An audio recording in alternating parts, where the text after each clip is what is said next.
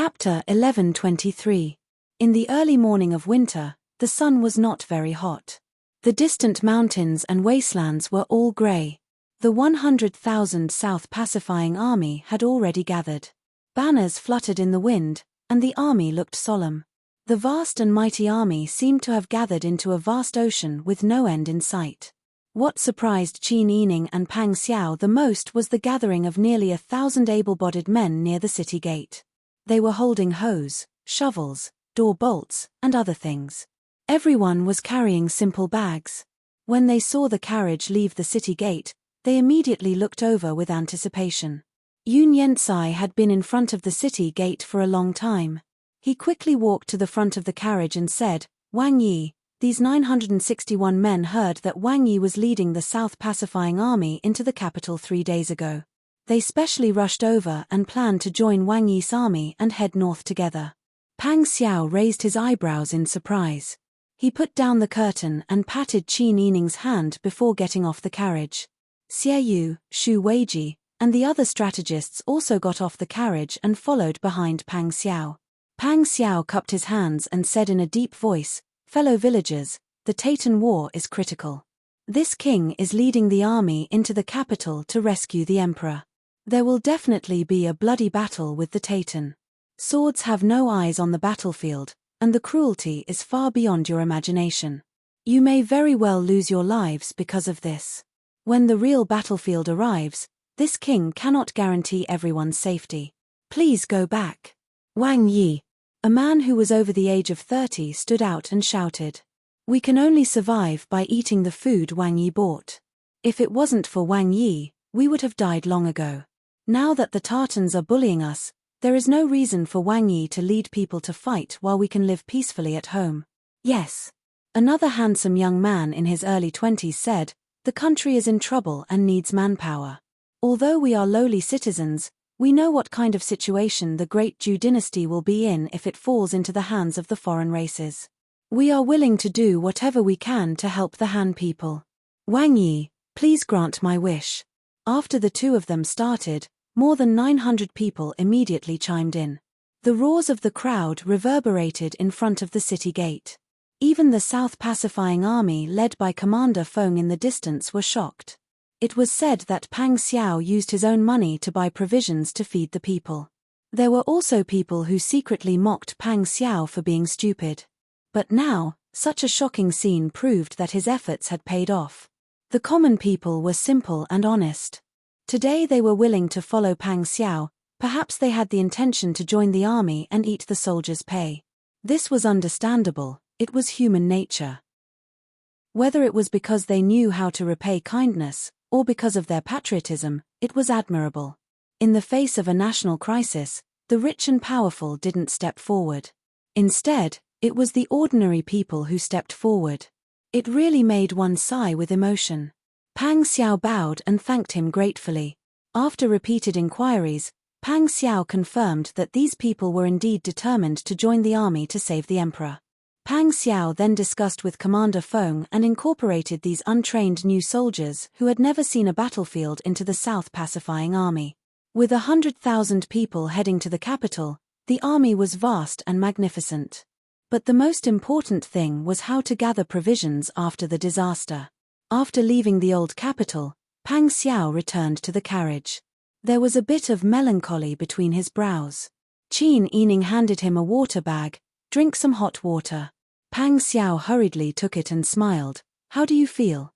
Are you okay?" Qin Yining smiled. "Of course I'm okay. I didn't do anything along the way. I just sat in the carriage and watched the show. How can I not be okay?" Qin Yining leaned closer to Pang Xiao and asked with a smile, "Are you worried about feeding so many people?" Pang Xiao nodded and said honestly, "Before the troops and horses move, the provisions have to be prepared first. Although I have ordered people to purchase them in advance, we don't have enough money. But first, we don't have enough silver. Second, we've already used up a lot of our food reserves during the disaster relief. Now, we have to feed 100,000 people. The imperial court won't pay for this, so it's a huge expense." Her phoenix-like eyes looked at Qin Yining and instantly turned into a smile. "Well, don't think too much about these things. Just take care of your body and give birth to the child safely in the future. That's enough. Don't worry, I will do my best to deal with the imperial court. Qin Yining pulled his hand and shook it. He thought for a moment and suddenly laughed. Pang Xiao saw her laughing like this and couldn't help but laugh. He hugged her waist and let her lean on his body. Why are you suddenly so happy? Did you think of something fun? Indeed, I have a way to raise provisions, but this method is a bit unconventional. Pang Xiao raised his eyebrows curiously. What good idea did you think of? Qin Yining leaned close to Pang Xiao's ear and whispered his idea. Pang Xiao's eyes became brighter and brighter as he listened. When Qin Yining told him his plan, he couldn't help but laugh. Little girl, I can't believe that you can come up with such a plan. Now we don't have to worry about provisions. Qin Yining was surprised. I was forced to do this. It's not a solution. Although it's a bit despicable, it can solve the urgent problem. Things like conspiracies are not despicable. If we were in different positions, that person wouldn't be so lenient to us. He might do something even worse than us. Do you think my idea will work? Of course. Pang Xiao's finger brushed the tip of her nose. He said with a smile, don't worry, this method is easy. I'll order people to do it. Let's not follow the troops. I'll have Commander Feng hold the line. We'll go first to prepare provisions and make all the preparations. That way, we won't lose the morale of the troops due to hunger. Qin Yining also nodded. That's what I mean. It's good for us to go first. When everything is ready, we won't be flustered. Pang Xiao and Qin Yining discussed it in a low voice. After confirming there were no mistakes, they got off the carriage to find Xie Yu, Xu Weiji, and the other strategists. When the strategists heard this idea, their furrowed brows couldn't help but relax. They gathered together and laughed. Wang Fei is lucky to think of such a method. Good, this old man feels this method is very good. That's right. Actually, we aren't creating rumors. What we are saying is the truth that the people want to know. Very good. Then let's arrange for people to go. Huzi took out a blue booklet and flipped through it. He said with a smile, found it. The first place we passed was Juhe County. There's a wealthy family here with the surname Xie. Their family is very large. The entire county can be said to be related to the Xie family. Those who don't have the surname Xie are very envious of the Xie family. Actually, the most difficult place to set up is a place like this where everyone is united. However, the best place to set up is also a place like this. Xu Weiji said with a smile, if they are so united, they will naturally respond to a call. In addition, it's not easy for such a large family to operate to this extent. No one wants their family's legacy to end in their hands. Therefore, if the clan head calls for it, the other families will be easy to set up. Xie Yu and the others nodded and then looked at Huzi. Xie Yu praised, it's all thanks to your detailed records. Huzi scratched his head and said with a smile, at the time, I was afraid that these people's information would be useful in the future, so I didn't want them to go back on their word. Therefore, during the transaction, besides keeping records, I also investigated all the wealthy families who sold us grain. I couldn't do anything about those in the north who were far away and had high mountains. Pang Xiao patted Huzi's shoulder in praise, it's all thanks to your cleverness. This matter was handled extremely well.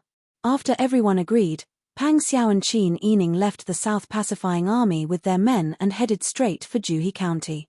Pang Xiao had provided relief here before. Now that the disaster had been alleviated, the relationship between the local magistrate and the common people had become much closer because of this natural disaster. Everyone was now living frugally, hoping to survive this winter and wait until the spring plowing season. Everyone was grateful to Pang Xiao. Therefore, even though Pang Xiao and his men did not enter the city, they were still seen by the people passing by outside the city. Everyone spread the news and everyone knew that Pang Xiao and his family were passing by here. They did not want to enter the city and disturb the people, so they temporarily set up camp outside the city. The people could not take out anything now, but it did not affect their feelings of gratitude. Pang Xiao and his men had just stopped to set up their tents when many people rushed out from the city gates. When they saw Pang Xiao, They all greeted him, and some people even took out the rice they received from the disaster relief and offered it to Pang Xiao and his men. There were even people who went to help the Jinghu Wei set up their tents. Pang Xiao saw that these people were trying their best to do something for him and felt warm in his heart. It was as if all the pain and anxiety was worth it. Wang Yi, has the disaster relief in the south ended? After the people got to know Pang Xiao, they found that he was an easygoing person and gathered their courage to chat with him. Pang Xiao smiled and said, "The disaster relief in the south has not ended yet. It's just that the Taytan people are marching straight in and are about to reach the capital. Your Majesty ordered the entire country's army to enter the capital to rescue the king. This king brought the South pacifying army back to the capital because of this." When they heard that the Taytan people had reached the capital, the people became anxious again. "If the Taytan people win, what will happen to us?" A woman asked the person beside her worriedly. That person's face was pale and he could only shake his head and say, "That's not good. I'm afraid we won't have a way to survive. The Taytan people's customs are different from ours. Won't they enslave us like livestock?" Everyone had more or less heard about the Taytan people's actions over the years. They were shocked and angry for a moment. When Pang Xiao saw that everyone was almost done chatting, he said, "Everyone, don't worry too much. Your Majesty is wise and decisive. He will definitely be able to resolve this crisis. This king's South pacifying army of 100,000 people is enough to make the Tartans suffer." When the people heard this, they couldn't help but laugh. The originally tense atmosphere became cheerful. However, some young people's eyes lit up. They looked at Pang Xiao nervously and said, "Wang Yi, we also want to go and fight the Tartans." A 13 or 14-year-old young man asked straightforwardly, "Wang Yi, if we follow you to fight the Tartans, will we be able to get food and pay?" Chapter 11:24. When the commoners heard this, some of the young and strong people began to have ideas. Rebuilding their homes after a disaster was a long process. If they stayed at home, when would they be able to return to their former days of self-sufficiency? They were all men in their prime. In this famine, it was simply one person can eat his fill while the whole family starves. They couldn't remember how long it had been since they had a full meal. If they followed Wang Yi to fight the Tartars, they could eat. Perhaps they could even make a name for themselves and give their families a chance to turn things around. Why wouldn't they do it? Those who had lost their families because of the famine and one person can eat his fill while the whole family starves wanted to follow Pang Xiao even more. If they stayed here and farmed for the rest of their lives could be considered stable. However, they didn't know when natural or man-made disasters would strike, so they might as well follow Wang Yi and make a name for themselves. Wang Yi was a kind and honest person. He wouldn't use their lives to make up for his own merits. If they followed someone like this, their chances of success would be higher and their safety would be guaranteed. Many of the men immediately signed up with Pang Xiao, hoping to join the army. There were also some who still had family members. They returned home with heavy hearts to discuss this matter with their families. Qin Yining could clearly hear the conversation outside the tent. He couldn't help but smile. It seemed that doing good deeds for others had its benefits. It was unknown when the good deeds they had done before would have a positive impact. If there were people who were willing to join the army, then they were all sincere followers of Pang Xiao. These people were much better than those who were unwilling to join. Moreover, when the military supplies were insufficient and the war was tense, it was a battle of numbers that mattered. Just as Pang Xiao and Qin Yining were taking their people to rest outside the city, other than many people wanting to follow Pang Xiao, there was also a rumor that spread like wildfire. "What? Your Majesty is going to punish us?" In the main hall of the Xie clan's main branch, the Xie clan's patriarch gathered all of the clan's elders and young men together and announced the inside information that he had just received. The few of them had already been scared stiff. Some of the more impatient ones loudly said, "Why? Why should we be punished? What did we do wrong?" The Xie clan's patriarch frowned and shook his head, saying, "What did we do wrong? Your Majesty is going to punish us. Who can question it? Can anyone ask why? Your Majesty previously asked for grain, we did not respond, instead, we sold the grain to Prince Zhengshuren. Now Prince Zhongxian's disaster relief is going smoothly, but because your majesty is unable to support the army, the Taytan army is marching straight into our territory. Tell me, as long as your majesty can breathe through this, will he not settle accounts with those who sold grain to Prince Zhongxian at a high price? Everyone fell silent for a moment. Although they were well off, they were still ordinary commoners. How could they guess the intentions of their superiors? However, if he were to put himself in their shoes, the imperial court would need to feed the Tiger army during the invasion of foreign enemies. They would need to collect grain, but they could not do so. The reason was that these merchants had sold the grain to someone they had always been afraid of. If it were them, they probably couldn't wait to cut off these people's head. What should we do? That's right, what should we do? Since these words have reached our ears, it must mean that your majesty is really angry. He must have already punished some people nearby. We can't bear the wrath of the emperor. Everyone was gloomy and gloomy. There were even some people who stood up and complained, we should have said that we didn't need to sell the grain and just gave it to the army. In such a big famine, so many commoners have starved to death, yet we are holding on to the grain and selling it at a high price. Aren't we profiting from a national disaster? What do you think? Just do as I said, and there will be trouble in the future. What's the point of saying all this now? Right now, how can we avoid your majesty's wrath? We have already sold the grain to Prince Zhongxian. We can't ask for the grain back. Some of the smarter ones immediately thought of a way. It's impossible to get the grain back. The grain has already been eaten.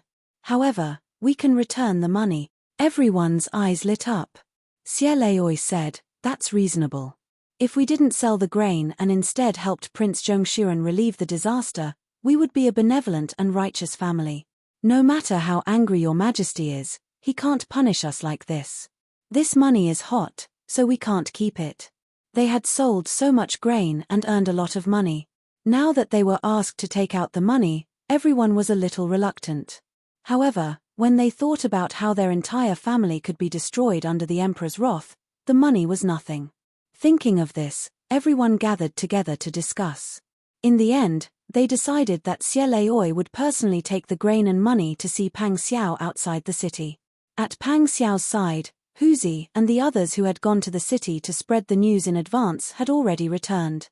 After hearing about the situation in the city, Pang Xiao ordered Huzi to arrange for people to continue to set up according to the address of the large family who had sold them the grain in the account book. Early the next morning, Qin Yining woke up in Pang Xiao's arms. As soon as he opened his eyes, he heard footsteps outside the tent. Qin Yining quivered and completely woke up. He raised his head to look at Pang Xiao. Pang Xiao smiled and said, "You're awake?" "Yes." Qin Yining nodded and propped himself up. His soft long hair scattered behind his back. He looked outside in confusion. Is there someone outside? Perhaps people from the Xie family came. Pang Xiao sat up and put his cloak on Qin Yining's shoulders. They came early in the morning before the sun rose.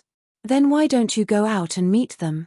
Qin Yining tightened his collar. What if they don't have the patience? They won't. Since they came, it means that they really believe that your majesty will settle the score with them. Compared to money, the lives of the entire family are naturally more important. His large hand caressed Qin Yining's cheek. You have to have confidence in yourself. When will the plan you come up with not work? Qin Yining was amused by him and laughed out loud, shaking his head. You only know how to coax me. Recently, I feel that my brain is not working well. When I was pregnant with Brother Zhao and Brother Han, I didn't think that I would become so stupid. Sometimes, I'm afraid that I'll give you the wrong advice. Pang Xiao laughed out loud and caressed Qin Yining's fair face again. If you're willing to be a little stupid, perhaps the other women in the world will feel better. At least, they won't feel inferior. Sweet words. Qin Yining reprimanded softly.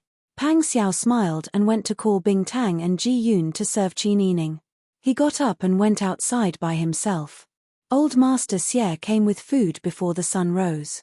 He didn't expect Pang Xiao to immediately agree to meet him, but since it was for the survival of the entire family, he had to show his sincerity. He couldn't let Wang Yi feel unhappy at all. Finally, when the sky was dark, the people in the other tents in the camp were moving around. But Wang Yi didn't come out. Old Master Xie was a little anxious. Wang Yi must have known that he came with people but avoided meeting him. Could it be that your majesty gave Wang Yi an imperial edict and was determined to take their lives? The more Old Master Xie thought about it, the more afraid he became. Just as he was about to reach the peak of his anxiety, someone finally came to pass on a message. Old Master Xie, Wang Yi invites you. Old Master Xie let out a long sigh of relief. He straightened his expression and went to Pang Xiao's tent.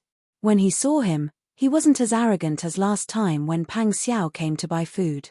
He respectfully bowed. This commoner greets Wang Yi. Old Master Xie. Pang Xiao had a smile on his face. Old Master Xie, why have you come this time? I don't dare. Old Master Xie thought of the arrogance in his words last time and regretted it. His attitude became even more humble and respectful. I heard that Wang Yi is leading an army to the capital to rescue the emperor. This old man has specially prepared some food and money. Please accept it, Wang Yi. Oh. Pang Xiao raised his eyebrows. Old Master Xie means? Old Master Xie said righteously and sternly, as a citizen of Daeju, when the country is in danger, I will naturally do my best. Wang Yi, please don't mind. As he spoke, he took out a stack of banknotes and presented them with both hands. Even his fingers were trembling. Pang Xiao solemnly took the banknotes and said in a deep voice, Old Master Xie is indeed kind-hearted and cares about the country and the people. This king truly admires you. The Xie family is truly a benevolent family. Xie Leoi repeatedly said, I don't dare. He then said, Your Highness, the journey to the capital is long. Please take care. You are the Zhou dynasty's god of war. If you fall ill from exhaustion, how can you resist the Tartars? This kind of compliment was very superficial. Pang Xiao smiled, and then chatted with Xie Leoi for a while. Pretending to be unintentional, he said, if Xie Leoxiansheng is a great philanthropist who cares for the common people and the country, this prince will definitely report this to His Majesty, so that he can reward him in the future. Old Master Xie was delighted, but his expression remained normal. He didn't dare to let Pang Xiao see his pride and excitement. He only said, this is what this old man should do. Old Master Xie left behind several carriages of food and left with his servants. Pang Xiao returned to Qin Yining's side and counted the banknotes. He smiled and said, I remember it was written on the palm. This is what he took from us. Sister Yi, you really are a female zhuge. Things really are as you said. These people are here to return the money for the sake of their families. But spreading rumors and causing trouble is not honorable. Pang Xiao smiled and said, in order to achieve their goals, they will do anything. These people who profited from the country's calamity have harmed countless people. Today can be considered a small punishment. Moreover, I feel that you have understood Your Majesty's heart very well. Based on my understanding of Your Majesty, he is vengeful and jealous. In the future, he will definitely settle accounts with these people who sold the banknotes to us but refused to donate them to him. You letting people say this outside is exactly what he wants. Qin Yining nodded slowly. He patted his cheek and said, you are right. This is a matter of life and death. It is not the time to be soft-hearted. Pang Xiao felt that since Qin Yining was pregnant, she began to be sentimental again. Her mind became more sensitive. He hugged her and shook her. Your idea is excellent. If it weren't for you, I don't know how to feed 100,000 people. With the treasure they returned, I can buy food. The Southern Pacifying Army can only defeat the Taytan when they are full. Only when the Taytan is driven away, the people can live a stable life. So what you did was right. You helped most people. Chapter 11:25. Outside the tent, Xie Yu, Shu Weiji, and the other strategists were following Jinghu Wei to count the rations. Looking at the cart full of rations, Shu Weiji couldn't help but sigh. When Wang Yi left the capital, Your Majesty gave him 8 carts of rations that were even worse than this. The Xie family, a large family in Zhouhe County, can take out so much rations, but Your Majesty can't. It can be seen that the imperial court is really nervous. That's not necessarily true. Your Majesty just wants to make things difficult for Wang Yi. Jinghu Wei was very dissatisfied with Li Qitian's behavior. Xie Yu smiled. They followed Pang Xiao all the way to the south. Along the way, not only did they save the victims of the disaster and win the hearts of the people, but they also made everyone who followed Pang Xiao more certain of their choice.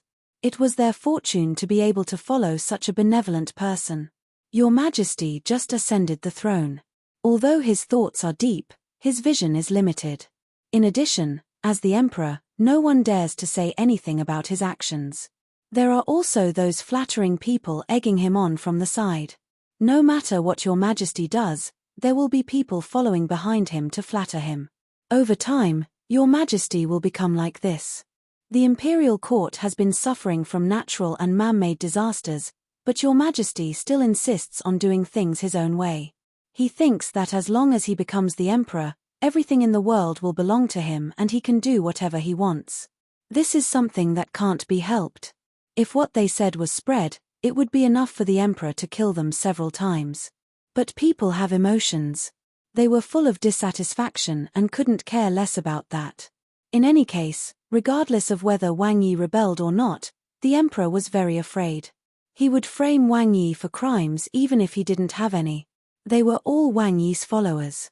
If they ruined things, the emperor wouldn't let them off. As they spoke, they recorded the food in the book and marked the date, time, and where they got it from. Now that they had a plan, their days had a bit more to look forward to. After His grain collection was completed, Pang Xiao ordered people to continue to scout out where else they could purchase grain. At the same time, he arranged for a group of people to bring grain to wait for the arrival of the South Pacifying Army. By the time the South Pacifying Army set up camp near Johor, the food that Pang Xiao obtained through this method had also arrived. South Ping Army's 100,000 people were originally worried about the food problem, especially those who had just joined the army. They were all victims of the disaster. Although they trusted Pang Xiao a lot, they would only have the strength to do something after the food problem was solved. Now seeing so many provisions, everyone was relieved. When Commander Feng and several Fusho were talking, their voices were a little louder than usual, which made the civilians who had just participated in the meeting stunned. What kind of person is Wang Yi? It's not like our South Pacifying Army didn't live a hard life before. But when Wang Yi came, he led us to live a good life. You ask how we lived a good life? The imperial court didn't give us food, so Wang Yi led us to find food. At that time, all the bandit nests near the old Dian capital were picked by us brothers. We ate the bandits to protect the civilians. Who doesn't give a thumbs up when they talk about our Wang Yi? The new soldiers' blood boiled when they heard this. They all lamented that they didn't have the luck to follow Wang Yi to suppress the bandits. And the person they were talking about had already gone to the next place where there was food. He used the same method to find food and silver. Not only did he find a lot of silver from the treasure, he also had a way to buy more grain. There were even many civilians who planned to follow Pang Xiao and join the South Pacifying Army to fight against the Tatan together. The South Pacifying Army could be said to have grown a little stronger. At this time, the various armies that came to save the emperor were also heading towards the capital. The mountains were high and the roads were long, so the time they took to reach the capital was different. When Pang Xiao's group was halfway there was already an army of princes that entered the capital. Li Qitian was very happy. He waved his brush and arranged for Ji Ziyu to lead them. Ji Ziyu had lost a lot of weight these days. His originally handsome face that was like a banished immortal was originally cold and expressionless. Now, his expression was even less, and he spoke even less. The Tatan soldiers were at the city gates. The imperial court had no money or food, but he had to think of a way to defend this last city. If the capital fell and the Tatan invaded, the entire capital would become a purgatory. This was the most difficult battle Ji Ziyu had ever fought in his life. Because he had no way to retreat, he had no other choice but to defend with all his might. Fortunately, the armies that came to save the emperor arrived one after another, so he wasn't caught off guard. However, the soldiers' pay was insufficient. Now, all the soldiers, including Ji Ziyu himself, could only eat porridge to fill their stomachs. They were all young men of the right age. No one could stand eating porridge 3 times a day. Everyone was so hungry that they were crying out, but there was nothing they could do. Jiziyu never mistreated his soldiers. However, the treasury was empty now.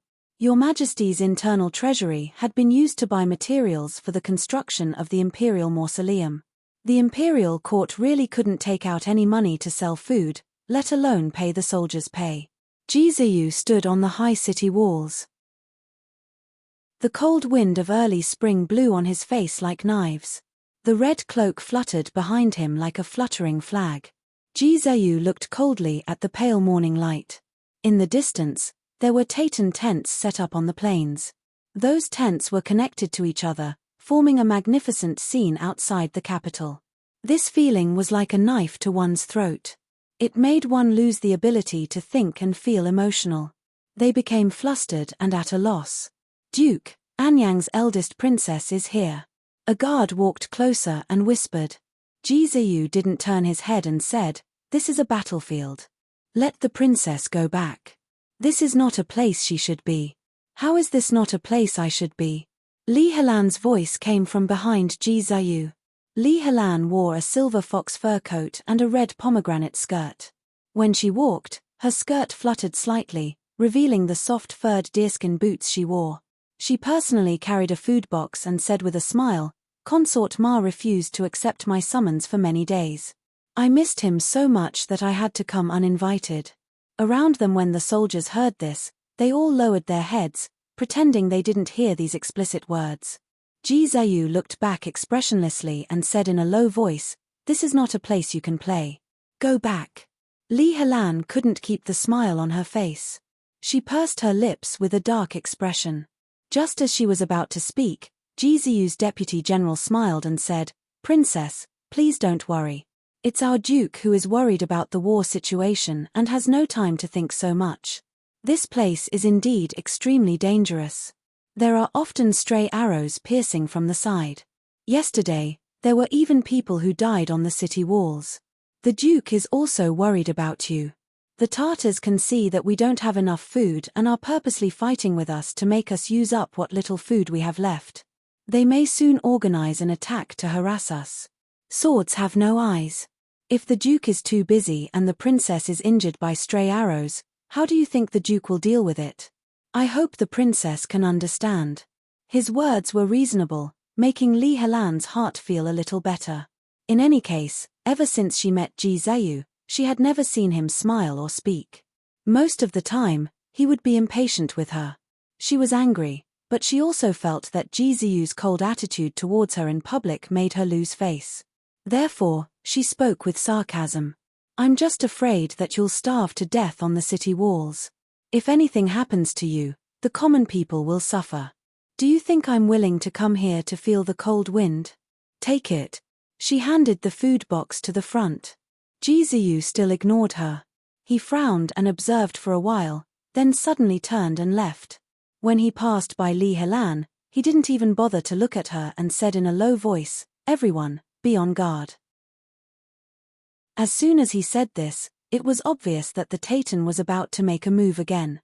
Li Helan was angry at first because of the cold shoulder, but in the blink of an eye, she was shocked by the sudden situation. The personal guards couldn't care less and immediately brought a few people to escort Li Helan down the city walls. As for the exquisite food box, no one cared about it as it was placed on the city walls. After Li Helan went down the city walls, she was half forced into a carriage and sent back to the eldest princess's residence. When the carriage gradually left the city gates, the Titan people were already attacking from outside the city gates. For a moment, the cries of Daju's soldiers and the Tartans filled the sky. Li Helan was so scared that she forgot to breathe. This was a cruel battlefield. "If you don't die, then I die." The carriage turned a corner. Even if Li Helan leaned half her body out the window, she couldn't see the battle on the city walls. However, Li Helan could vaguely feel that she could see Jiziyu on the city walls. It was another fierce battle to defend the city. In less than 2 hours, the Titan people had retreated. They were like this during this period of time. It seemed like they weren't trying to directly attack the capital, but rather to use up the limited resources and energy of the capital's defenders. When Li Qitian heard the news, she was also very anxious. She paced back and forth in Yangshan Palace Hall by herself. Even Xiong Jinshui, who was her personal attendant, didn't dare to approach Pang Xiao right now. He was afraid that if Your Majesty didn't act Yi, she would vent her anger on them. Even though they were still far from the city walls, Li Qitian could still hear the sounds of the Taitan people fighting. He was also an emperor on a horse and had fought in his early years. However, after living like a prince for so many years, Li Qitian had not only put on weight, but he had also forgotten all his strategies. When he thought of going to the battlefield, he would be excited in the past, but now he was very resistant. He was even a bit resistant. I just want to be a wise emperor. Why is it so difficult? As an emperor, why can't I do what I want? Li Qitian murmured in a low voice. His voice echoed in the room, causing Xiong Jinshui and the other attendants to lower their heads. At this moment, a eunuch suddenly rushed in and knelt in front of the Caltrop Flower Gate. His voice was loud and cheerful as he said, "Reporting to Your Majesty, 2 princes' troops have arrived at the southern city gate." Li Qitian was overjoyed. "Quick, open the city gate. Let them enter the city and go to the northern gate to meet up with Jilan. Tell them to follow Jilan's orders." "Yes." The eunuch turned around and scrambled away. Chapter 11:26. Your Majesty, swords and knives have no eyes. The battle at the city gate is intense. If something happens to you, how are we going to live? Xiong Jinshui had a bitter expression and tried to persuade him, "Your Majesty, please spare me. Can I go and find out the situation for you?" Scram. Li Qitian was in a good mood. Even though he was annoyed by the nagging, he only kicked Xiong Jinshui. Xiong Jinshui cried out and staggered 2 steps before stabilizing himself. He did not dare to say anything else and quickly followed Li Qitian to arrange for Your Majesty to leave the palace. Now that the battle was intense, it was not a small matter for the emperor to leave the palace. No one could guarantee that there were no Tartars spies in the capital. If something happened to Your Majesty, they would not be able to pay for it even if all of their families were killed. The eunuchs and guards bitterly went to prepare. They carefully and cautiously went to prepare the carriages and horses. The imperial carriage and the guards left the palace gate and went straight to the north gate. Ji Zhayu was counting the casualties and setting up defenses. Suddenly, he heard someone report that the emperor had arrived. He could not help but frown. He brought his followers and walked down the city gate tower. From afar, he bowed to Li Qitian, "Your Majesty. No need for formalities. You have worked hard in this battle. How is the situation? Did the battle ease up after the troops joined in?" Ji Zhayu honestly nodded his head. It can indeed alleviate some of the problems, but these people come from all over the world. Their training methods are different, and some of the soldiers do not even understand the normal language of the Great Jew Empire.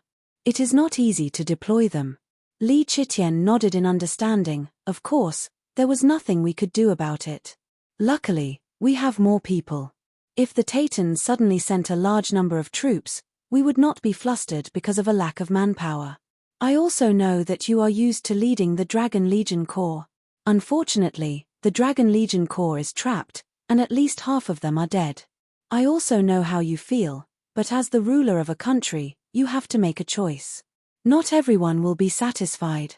When Li Qitian said these words, Ji Zhayu just stood there expressionlessly with his head lowered. It seemed that he didn't hear him and didn't care if Li Qitian could satisfy his request. Ji Zhayu had always been cold, and Li Qitian was used to his reaction. Seeing that he had no intention of refuting her, she felt even more comfortable. "You have made great contributions in this battle. I will definitely reward you handsomely." Li Qitian's tone was extremely excited. Ji Zhayu replied calmly, "I'm just doing my duty. Your Majesty really doesn't have to do this. Sigh, I know that you are wholeheartedly devoted to the country. However, just because you have noble character and unquestionable integrity doesn't mean that everyone is like that. There will always be people fishing for fame who will slander me behind my back. In the face of a national disaster, there are also many people with ulterior motives who not only refuse to help, but also keep dragging us down. Li Chitian put his hands behind his back and slowly walked toward the city gate that was half opened due to the clearing of the battlefield. Ji Zheyu frowned slightly and followed behind Li Chitian.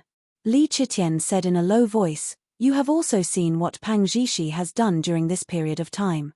I have been really worried these days. The matters of the court are already complicated, and the Taytan people are also very stubborn. I have to raise so many troops to fight against the Taytan. I originally thought that when the people of Dazhou encountered such a national disaster, they would definitely lend a helping hand. Those large families with grain would also lend a helping hand for the safety of their own people. However, I never thought that Pang Zhishi would actually undermine me. Tell me, where did he get so much money to buy grain from the wealthy families? Didn't he use my name to swindle people outside and make those people willingly take out their money and grain? He has earned a good reputation, but I can't raise any grain here because of his schemes. Seeing the soldiers fight the Taytan with empty stomachs, I feel really uneasy." Ji Zheyu's voice didn't have any emotion. He just stated the facts calmly. "Your Majesty, grain is indeed a big problem. If people don't eat, they will starve to death. Dead people can't fight against the Taytan." Li Chitian choked. He was a bit angry and embarrassed, but also a bit helpless. He said so much because he didn't want Ji Zheyu to mention the grain. Anyone who was smart and knew how to get along with people would understand that he didn't want to talk about the grain. However, Ji Zheyu still said this. Li Chitian didn't even know how to respond for a moment. Seeing that Ji Zheyu was silently waiting for his answer, Li Chitian said, "I understand. I will think of a way. Think of a way, think of a way again." Every time this topic was brought up, Li Chitian would use this kind of excuse. However, after so many years, the food in the army still hadn't improved.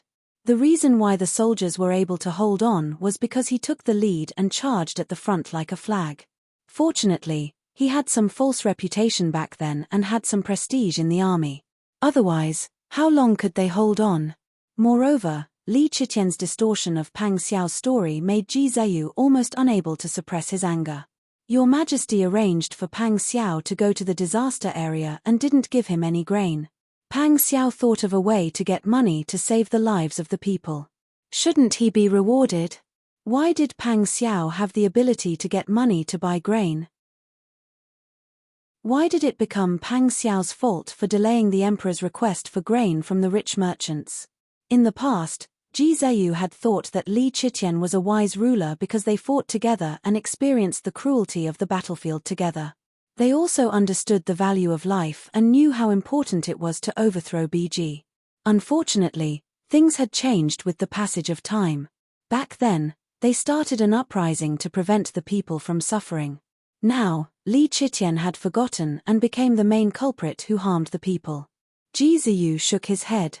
After sending the emperor away, he pondered for a long time and still wrote a letter to Pang Xiao. When Pang Xiao received this letter, it was already the beginning of the 3rd month. At this time, a group of people were stationed in a quiet field. The grain they bought was stored everywhere near and far. Some people who were willing to follow Pang Xiao were now patrolling near the grain carts. Pang Xiao ordered someone to arrange for the person who delivered the letter for Ji Zheyu to rest. He read the letter carefully and then frowned slightly, looking deep in thought. Qin Yining saw that Pang Xiao's brows were furrowed. He put down the hot tea in his hand and asked worriedly, "What's wrong? Did something happen in the capital city?" Pang Xiao shook his head hurriedly, "Nothing. It's a letter from our Lan." Qin Yining raised his eyebrows. "Marquis Dingbei rarely writes to you. This time, he suddenly wrote to you. Something must have happened." After saying that, she tilted her head and looked at him. Her long hair fell smoothly behind her back, making her look more delicate. Pang Xiao was defeated by her gaze. He handed the letter to Qin Yining and muttered in a low voice, "Didn't they say that pregnancy makes one stupid? Why is my sister Yi still so hard to fool?" Qin Yining was right beside him and naturally heard his words clearly. She looked at the letter and rolled her eyes at him. However, when she saw the content, she laughed mockingly and lost the mood to joke. "How much does your Majesty hate you?" He even said this to Marquis Dingbei. In the letter, Ji Zheyu reminded Pang Xiao not to return to the capital.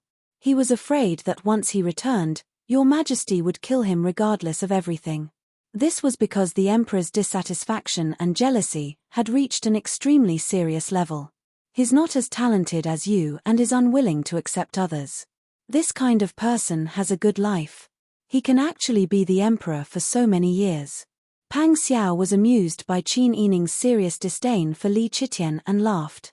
The gloominess in his heart disappeared for a moment. All right, what's there to be angry about? Ever since he became afraid of me, it was impossible for him to trust me. No matter what I do, it's wrong. Besides, his suspicions are not wrong. It proves that his brain is not too stupid. Although I don't want to expose him, I used the money for disaster relief. It's just that we have different standpoints. Qin Yining shook his head. As an emperor, he can't control his greed. This will cause a tragedy. It may not be too late for him to turn over a new leaf, but I don't think he will change. Pang Xiao shrugged indifferently. It doesn't matter. Even if he is like this, what can he do to me in such a tense situation? Qin Yining was also amused by Pang Xiao's appearance. Yes, they had made sufficient preparations. If Li Qitian wanted to do anything, he would have to see if Pang Xiao agreed or not. However, when he thought of Li Qitian's actions, Qin Yining still felt depressed. He increasingly disliked Li Qitian and concluded that if Li Qitian did not change, the common people would suffer in the future. His thoughts of overthrowing Li Qitian gradually took shape and became correct. Pang Xiao wrote a reply to Ji Zheyu. Although the person who delivered the letter was Ji Zheyu's trusted aide, it was not Pang Xiao. Pang Xiao was worried that the letter would be read by someone with ulterior motives. Therefore, he only wrote a few words in his reply and did not mention the current situation at all. As for Ji Zheyu, he was gradually losing patience. There was not enough food, and all the soldiers were starving. Li Qitian, on the other hand, could not think of a solution. He even shamelessly asked the army to prepare 2 cabins. He was just short of writing an IOU to borrow. Ji Zheyu had been leading troops for many years and was very thorough in his analysis of war. He could make a series of judgments based on a few clues. If Pang Xiao was willing to join, he would definitely find a way to protect Pang Xiao and maintain a peaceful environment in Daeju. However, Pang Xiao was blocked outside by Li Qitian. Even the army did not think of letting Pang Xiao come. If he spoke too much, he would only offend the emperor. In the future, if Pang Xiao was targeted, he would lose the emperor's trust and advantage. At that time, it would be impossible for him to speak up for Pang Xiao. At this time, Pang Xiao had already traveled 60% of the way. The number of people who were willing to follow Pang Xiao along the way was simply beyond Qin Yining's expectations. Pang Xiao ordered people to make a register so that it would be easier to record everyone's age and family situation. Qin Yining's morning sickness was getting more and more serious. Even eating thin porridge would make him feel disgusted. Bing Tang diligently nursed Qin Yining back to health. Mu Jinghu stayed by Pang Xiao's side all day long to prevent him from being plotted against. Chapter 11:27. Mu Jinghu's face immediately darkened. I don't want to see her. If you want to see her, you can see her. On his delicate face, the word disdain was almost engraved on his forehead. Pang Xiao smiled helplessly. She is Yang Er's mother after all. Not for anything else, but for Yang Er, I want to see her and see what is going on. Speaking of his son, Mu Jinghu's face wavered. But Qiu Feishan had schemed against him, used him, deceived him. He had given his heart to Qiu Feishan, but Qiu Feishan had given him false feelings in return. Pang Xiao understood Mu Jinghu's thoughts very well. His big hand patted his shoulder. Let's see what she has to say. No matter what, she is still your son's mother. Mu Jinghu pursed his lips, feeling extremely depressed as he followed Pang Xiao out of the tent. Pang Xiao's team was growing stronger by the day, and with the delivery of provisions, the security around the camp was even tighter. Looking at it, the camp was extremely spectacular. The two dismissed the rest of the people and went straight out of the camp. From afar, they saw a row of carriages parked at the side. The curtain of the blue horse carriage in front was lifted, and Being was looking out. When her eyes met Mu Jinghu's, she immediately pushed Qiu Feishan aside. Qiu Feishan was still dressed in men's clothes. A grey coat with raccoon fur was draped over the white collar of the arrow sleeves. Her fair and handsome face had a bit of tiredness, and she immediately looked over. When she saw Mu Jinghu, her eyes lit up, and she quickly supported Being's hand to get off the carriage. Mu Jinghu's hands were clenched into fists behind his back, and he stiffly looked away. Qiu Feishan's eyes darkened, and then she perked up. Has Wang Yi been well? Thank you for your concern, Boss Qiu. This king is very good. Pang Xiao's tone was kind. Qiu Feishan looked at Mu Jinghu affectionately, and asked with a smile, how about you? How have you been recently? You don't have to worry. Mu Jinghu said stiffly and then became impatient. If you have something to say, just say it. You don't have to be so pretentious. I'm a stupid person and I'll never be as smart as you. If you have any schemes, you don't have to do it. I have nothing to do with you anymore. Hearing this, Qiu Feishan's eyes turned red. She took a deep breath and smiled. Don't say that. Brother Yang can call me father now, but you're not here. Mu Jinghu pursed his lips. Even if I'm not around, he's still my son. He is him, and you are you. I can tell the difference. So you must be like this with me. Isn't that what you want me to do? Qiu Feishan raised her head and took a deep breath. She rationally changed the topic. Wang Yi's army provisions have been temporarily solved, but to fight against the Taitan, we lack the imperial court's provisions. Wang Yi knows the financial resources of the four links, and I intend to do my best. She turned back and pointed to the carriages behind. Those are the provisions I brought. Even if Wang Yi refused to cooperate with me, I still brought the provisions to you. Pang Xiao didn't have the patience to talk to any woman other than Qi Nining, especially someone like Qiu Feishan, who was full of schemes. Moreover, her tone seemed to be reminding Pang Xiao that last time Pang Xiao refused to send troops to fight against the Taitan and Lu Heng's alliance. Now, he still had to go to the Emperor's aid, and even had to prepare his own provisions. Such a tone of kindness was really unpleasant. Moreover, when had Pang Xiao suffered such a loss? Boss Qiu is considerate. Pang Xiao naturally would not embarrass Qiu Feishan in front of Mu Jinghu. He only said tactfully, this king is not talented, but he has enough provisions. If Boss Qiu wants to do something for Daju, why don't you open a porridge stall with these provisions to help the people get through the difficulties? It can be considered as doing a good deed and accumulating merit. Qiu Feishan was speechless. She did not expect that Pang Xiao would still refuse to accept the help of the four links at this time. Wang Yi, do you know what you will face when you return to the capital? There is no need for me to tell you how many old officials of Northern Ji are secretly loyal to Lu Heng, and there is also no need for me to tell you about His Majesty's fear of you. Let's just say that with so many soldiers and horses, we can still support them for the time being because we are in a hurry. However, when we are on the battlefield, Your Highness will no longer be able to prepare the provisions. If there is a problem with the provisions, do you think Your Highness can rely on His Majesty to feed so many people? Qiu Feishan said what Pang Xiao had been thinking about these days. Although he had not found a solution, Pang Xiao was still very stubborn. Boss Qiu need not worry about this. Since this king can bring so many people to the Emperor's aid, he naturally has a way to provide for these people. This king appreciates Boss Qiu's good intentions. Qiu Feishan was rejected like this in front of Mu Jinghu. She was really unhappy, especially when she met Mu Jinghu's disdainful eyes. She felt ashamed as if she had been stripped naked. What did she do wrong to make Mu Jinghu treat her like this? Qiu Feishan's eyes were hot. She immediately lowered her eyes and blinked. She calmed down and smiled as usual. Wang Yi's words are reasonable. It's just that the provisions are in front of us, and once Wang Yi agrees, the four links will continue to support the South Pacifying Army in the future. Wang Yi will no longer have to worry about food. Is Wang Yi really going to refuse such a good thing? Pang Xiao smiled but did not say anything. Qiu Feishan almost could not keep her smile. Pang Xiao cupped his hands and said, this king still has things to do, so he will go back first. Boss Qiu, please help yourself. Mu Jinghu saw Pang Xiao leave and also turned to leave. The cold wind of early spring made Qiu Fei Shan shiver. Looking at Mu Jinghu's resolute back, her heart felt like it was thrown into the snow and trampled on. Bai Ying gritted her teeth and held Qiu Fei Shan's arm. "Miss, young master is too much. You brought the provisions from thousands of miles away, isn't it because of him?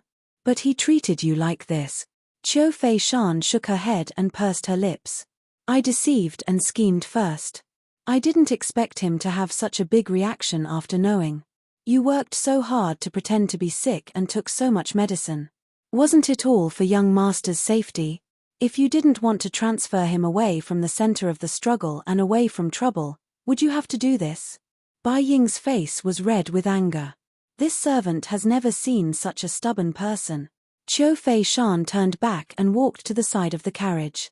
Looking at the group of carriages she brought, she stood there for a long time before regretfully and dejectedly saying, "He bears such a grudge against me now, it can be seen how much hope he had for me in the beginning. People will only have such a great resentment when they give their heart but don't get anything in return. He is a person who clearly distinguishes between love and hate and values friendship. In the end, I misjudged him from the beginning." What Qiu Fei Shan didn't say was that at that time, she had calculated everything, including Mu Jinghu. At that time, her feelings for Mu Jinghu were not as good as they were now. She was snatched away by Mu Jinghu and was forced to marry Mu Jinghu by Tian Jizi. In order to achieve her goal, she had no choice but to agree. But even if they were husband and wife, there was still a knot in her heart. Her feelings for Mu Jinghu only grew stronger after the matter was exposed and he was determined to break off the relationship with her. Only then did she understand that perhaps she had feelings for Mu Jinghu long ago, but she just didn't realize it. However, she was not born to be an ordinary girl. She had the mission of a hidden family on her shoulders. Now that the Qiu family was out in the open, she had more things to do. Those were the rules passed down from generation to generation. She could not go against them, nor could she put matters of love above her mission. "How can I have the best of both worlds?" Qiu Fei Shan's white hands held onto the carriage, her brows tightly knitted together. Mu Jinghu and Pang Xiao had already returned to the camp. Pang Xiao could not help but worry when he saw Mu Jinghu's silent appearance. "Blockhead, you don't have to be like this. She is your wife after all. Think more about Yang Ji. He is still young. You still have time to think. But he is a little older and more sensible. Are you still not willing to go home? Don't worry, I have my own plans," Mu Jinghu said confidently. Pang Xiao immediately understood. He shook his head and said, "You are thinking too simply. If a child wants to grow up happily, he still needs to grow up in a warm environment with both parents. You have been with your master since you were young and have never lived a normal child's life. Do you want Yang Ji to be like that too? If he asks you for his mother, what will you do?" Mu Jinghu was speechless for a moment. He did not know what to say. Pang Xiao patted his shoulder. "This world is not black and white. Blockhead, Boss Qiu has her own motives. Although she deceived you, she is still your wife. If you are not willing to forgive her, your family will be ruined. As a brother, I really don't want to see your life become like that. And I am part of the reason." Mu Jinghu shook his head. "Don't say that. I hate her for using me and deceiving me. What does it have to do with you?" Looking at Pang Xiao's concerned eyes, Mu Jinghu looked down and was silent for a moment. He said, "Don't worry, I will think about it." Pang Xiao could not force Mu Jinghu too much. He patted him on the shoulder again before walking away. Qi Nining heard about today's matter and laughed. "Don't worry, Qiu Feishan is resourceful. If she wants Yang Ji Mu to change his mind, she has many ways. Yang Ji Mu is a kind person. They will reconcile sooner or later." "You mean Boss Qiu might use a scheme?" "It's hard to say, but she has enough means. Moreover, she will not harm Yang Ji Mu. Even if there is a scheme, it is for their family of 3. You and I should not interfere." Qin Yining picked up a sour plum and put it in his mouth. A small round bump appeared on his cheek. "It is better to tear down 10 temples than to destroy a marriage. Yang Ji Mu really likes Qiu Feishan. If they can reconcile, It will be good for Yang Ji. Don't think too much. Pang Xiao listened and laughed. He pointed his finger at Qiu Feishan's cheek. Do you think I am such a petty person? But Boss Qiu brought food at this time. It is a huge temptation.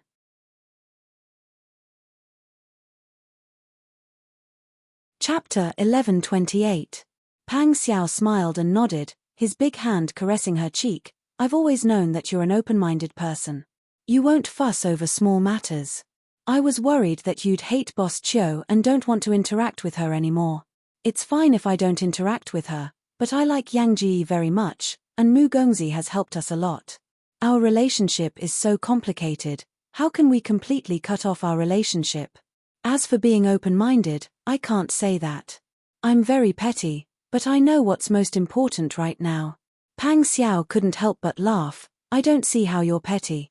It must be very difficult for Mu Mu to be caught in the middle, and I don't want him to be in such a dilemma.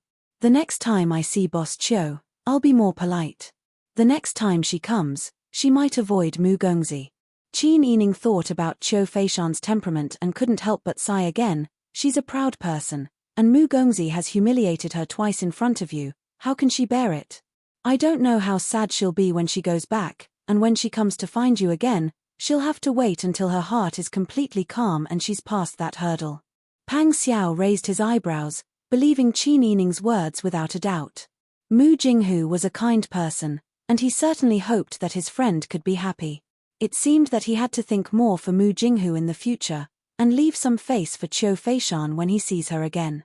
Even Sister Yi, a woman, could be so open-minded. How could he, a man, hold on to the past and not let go, and make things difficult for his brother? In the next few days, even if Pang Xiao was in a hurry, he still looked for opportunities to persuade Mu Jinghu. At first, Mu Jinghu was very resistant, but in the end, perhaps he was persuaded, and he often just kept silent. Pang Xiao and Qin Yining went to the capital, and along the way, they took the same road as when they came to the disaster relief. Needless to say, they were welcomed and loved by the people along the way, and many people joined the South Pacifying Army. Originally, there were 100,000 South Pacifying Army when they set off from the old capital, but when they arrived at the capital, the number of soldiers following Pang Xiao had increased to 280,000. This was a huge number. When Li Qitian learned that Pang Xiao had actually brought 280,000 men with him, he was so shocked that he jumped out of his dragon chair in the imperial study. He pointed at the spy who had answered him and asked in a sharp voice, "What? You're saying that Pang Zhishi brought 280,000 soldiers back? Where did he get the money to feed so many people?" On the way back, the south, on the way back to the capital, when he returned, on the way back to the capital, and the people on the way back. Once, there, STS, rich, to the S, the VE have been to TTS people, on his TTT, to the VET thems that S for a time, TTTT, TT. Now that Jizuyu's troops had been incorporated into the armies of the various princes, there were no more than 100,000 soldiers in total. Pang Xiao alone had brought back 100,000 elites and 180,000 new soldiers. Once Pang Xiao had the intention to rebel, Ji Zhayu and Jiao Wenliang would have to resist the Tatan. Who else would be able to stop Pang Xiao? Wouldn't he, the emperor, be stretching his neck and waiting for Pang Xiao to chop it off? He could already see the scene of Pang Xiao's army breaking into the capital and directly forcing him to abdicate. Li Qitian's back was soaked with sweat, and he didn't say anything for a long time. The spies knelt on one knee and lowered their heads, quietly waiting for Li Qitian's orders. After a long time, Li Qitian ordered Xiong Jinshui with a hoarse voice, "Go, summon all the ministers. We want to attend court." "Yes, Your Majesty." Xiong Jinshui heard the order and rushed out. After hearing the conversation between the emperor and the spies clearly, Xiong Jinshui's heart turned cold. If the Prince Zhongshiren attacked, they, who had served the emperor closely, would probably lose their lives. He originally thought that serving the emperor was a good thing, but now he felt that he had made a bad move. For the past few days, the Tatan had been besieging the capital. Jizuyu's army stubbornly resisted. The people of the capital were tightly protected, but they could often hear the sounds of fighting and roaring on the battlefield. The medical centers in the capital and the nearby temples were all helping to treat the sick and the injured. The people often saw the miserable state of the sick and injured. This was the first time they were so close to war, and the first time they felt the shadow of death so clearly. Everyone was worried. Some people felt that the capital was no longer safe and planned to move their families. There were also people who felt that the capital was the heart of Daju. If it was lost, it would be useless no matter where they fled. Just as everyone was in a state of panic, the emperor, who had already held a small court meeting, urgently arranged a large court meeting. Some of the officials were still working, and some had already returned home. As soon as they heard the news, they immediately rushed back. The people were used to seeing the officials calm, but this was the first time they were so anxious. Many people secretly discussed, did something big happen in the imperial court? Could it be that the Tartars were about to attack? Li Chitian did not have time to think about other things. When the officials gathered, he immediately said, Pang Jishi's 280,000 troops are expected to arrive tomorrow. My beloved officials, what do you think? You can speak freely, I will definitely not blame you. Your Majesty, this old official thinks that Prince Zhongshiren is wholeheartedly devoted to the country. This time, he brought troops to rescue the emperor. If Wang Yi and Marquis Dingbei join forces, the Taitan will definitely be defeated. This is truly a joyous matter. That's right, Your Majesty, Marquis Dingbei has already suppressed the Taitan. With Prince Zhongshiren, our Daju will definitely win. Some people have always supported Pang Xiao to take over the position of the commander of the Tiger Army. Your Majesty has always been against it, but the war has reached the capital. Once the army is defeated, they will all become slaves of a subjugated country. At this time, the first thing to consider was whether they could win the war. As for other things, they did not consider them at the moment. Li Chitian did not say anything, but his slightly furrowed brows and his constantly changing sitting posture in annoyance showed that Pang Xiao did not agree. Thus, someone stood out to persuade him, Your Majesty, please do not listen to the shallow words of these people. Your Majesty ordered all the troops in the world to rescue the emperor. Prince Zhongshiren has not completed the disaster relief mission. He is not the commander of the Southern Pacifying Army, but he brought troops here this time. He really has ulterior motives. Once you lead the wolf into the house, the consequences will be unimaginable. These words entered Li Chitian's heart, but he did not immediately express his position. At this time, a sturdy general stood out. His eyes were as wide as copper bells, and his elbow-sized fists were clenched tightly. It was as if he wished he could rush up and punch that person just now. Damn you for leading the wolf into the house. When Wang Yi led the troops to war, you were still chewing your nails under your mother's skirt. You are a coward who only knows how to flatter. If you have the ability, then go kill the Tartars with a knife. At this time, you are slandering Prince Zhongshiren. What are your intentions? You boorish man, how can you behave atrociously in front of Your Majesty? Bah! Don't try to sow discord between Your Majesty and me. Right now, we are talking about Prince Zhongshiren. Why are you talking so much? The Southern Pacifying Army only has 100,000 soldiers, but Prince Zhongshiren brought back 280,000 soldiers. Isn't it obvious at a glance what his intentions are? If he really doesn't have any ulterior motives, then why is he in such a hurry to recruit soldiers? That is because the common people are grateful to Wang Yi for saving their lives. Wang Yi saved many people along the way. The common people want to repay him, so they voluntarily followed Wang Yi to fight the Tartars. That is Wang Yi's rallying power, and also the common people's benevolence and righteousness. Compared to you, a beetle who only knows how to point fingers, even the common people carrying hoes are 100 times better than you. Seeing that the situation below was the same as before, with those who supported Pang Xiao and those who opposed Pang Xiao quarreling again, there was no help at all. Li Chitian rubbed the space between his eyebrows in annoyance. Right now, he was extremely regretful. If he didn't arrange for Pang Xiao to go to the disaster relief, how could he have the opportunity to win over the people's hearts? Now, not only were his arrangements disrupted, but Pang Xiao also seemed to have won the people's hearts. On the contrary, He became the bad guy. Pang Xiao was simply born to be at odds with him. Enough. Li Chitian stood up and looked down at the two people who had stopped quarreling in front of the throne room. He snorted coldly, turned around, and left in a huff. The ministers looked at each other in dismay. They had never seen Your Majesty leave in the middle of a court session. Could it be that the emperor urgently summoned them to a court session just because of Prince Zhongshiren? Even when the Tatan's display was so urgent, Your Majesty was not so anxious. Some of the smarter ones had already seen Li Chitian's taboo from his reaction. It seemed that compared to foreign enemies, Your Majesty was more wary of Prince Zhongshiren. Qin Yining was standing to the side while holding Ji Yun's hand, watching Jing Zhe and the others neatly set up the tent. Recently, she had been vomiting so much that she almost vomited when she smelled rice soup. In addition, they had to hurry on with the journey. After a few rounds of tossing and turning, Qin Yining's face was full of fatigue. The camp of the 280,000 soldiers of the South Pacifying Army stretched for miles. It was believed that Li Chitian could see this group of people clearly from the top of the city gate. At this point, the Tatan had not had time to attack yet. Everything was still in time. Qin Yining breathed a sigh of relief, but at the same time, fatigue quickly swept over him.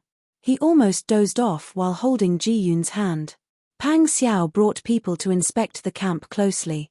By the time he returned, Qin Yining had already laid down and fallen asleep.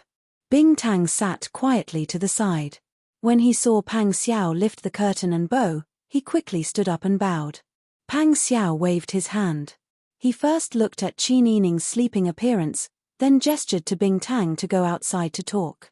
Bing Tang nodded and followed Pang Xiao to a place not far from the tent. Wang Yi, what orders do you have? Is Wang Fei all right? Wang Fei looks weak, but her body has a good foundation. In addition to the previous recuperation, the loss from giving birth to the two young masters has already been recovered. It's just that the journey this time is tiring. For the time being, she should be fine after recuperating. Pang Xiao quietly breathed a sigh of relief. That's good. These days, Pang Xiao had been so busy with the new recruits that the South Pacifying Army had brought back that his feet did not touch the ground. Fortunately, Qin Yining did not need him to worry about anything. Just as he was thinking this, Huzi quickly walked in from outside. Wang Yi, the news of your return to the capital has spread. The emperor has urgently called for a large court meeting. I don't know what was discussed in the court meeting, but we have not received any orders here. This was expected. Li Chitian's way of doing things was like this. He would definitely think carefully before opening the first net for others to jump in.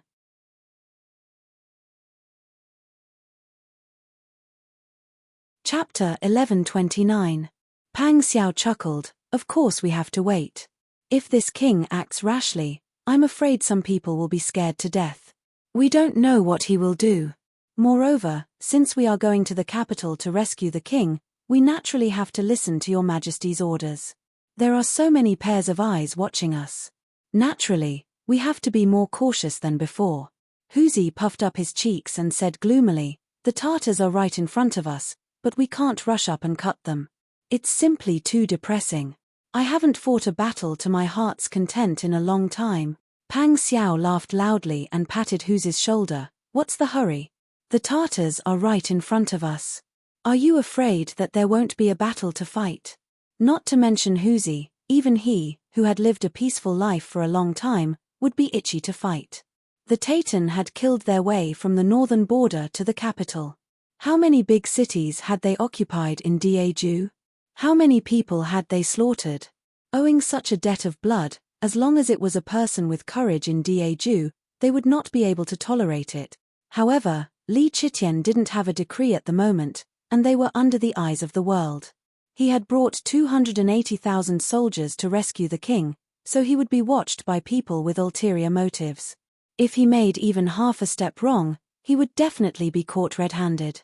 When that time came, things would be pushed to an uncontrollable point. Therefore, even if he wanted to directly lead his soldiers to charge through the city gate and go through the entire capital to the north to help Ji Zheyu, he couldn't act blindly without thinking. The South Pacifying Army led by Pang Xiao was stationed in the south. The mountains were high and the emperor was far away. The former undisciplined soldiers who only knew how to eat had completely changed under Pang Xiao's leadership. Now, the South Pacifying Army was strictly disciplined. Pang Xiao ordered them not to act without permission and to camp outside the city gate and wait for your Majesty's orders. No one objected. Fortunately, it's already spring and flowers are in bloom. Even if we live in tents, we won't freeze to death. Every day Xie Yu and Xu Weiji led their strategists to Pang Xiao's place to discuss countermeasures. When they talked about Li Qitian's arrangement, everybody was surprised and helpless. Your Majesty's fear of Wang Yi has reached the point of disregarding the safety of the capital. This is truly disappointing. You and I have never experienced the tense situation in the capital, yet we are already like this. Every day, the people of the capital see the wounded soldiers being carried down and hear the shouts of killing outside the city. I'm afraid that they are already panicking. The strategists looked at Pang Xiao and the others, and they all had the same thought. Xie Yu pursed her lips and thought for a moment before she said, Wang Yi, this is actually the best time. The attention of the emperor and the imperial court is focused on the Taitan, and the money and provisions in their hands are limited. If we attack with all our strength, we will definitely be able to take the capital. Even though he didn't finish his sentence, everyone understood what he meant. Right now, Li Qitian was focused on the Taitan. If he wanted to seize the throne, this was the best time. If Pang Xiao made a move now, they would definitely succeed in one fell swoop.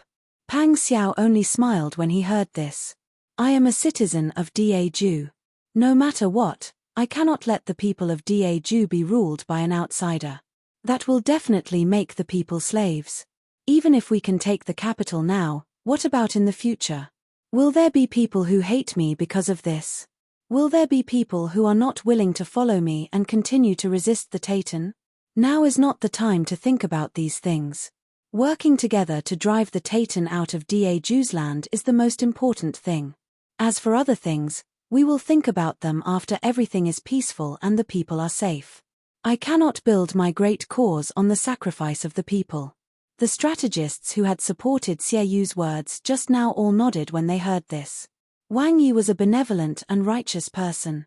He always put the people first, and this was already very commendable.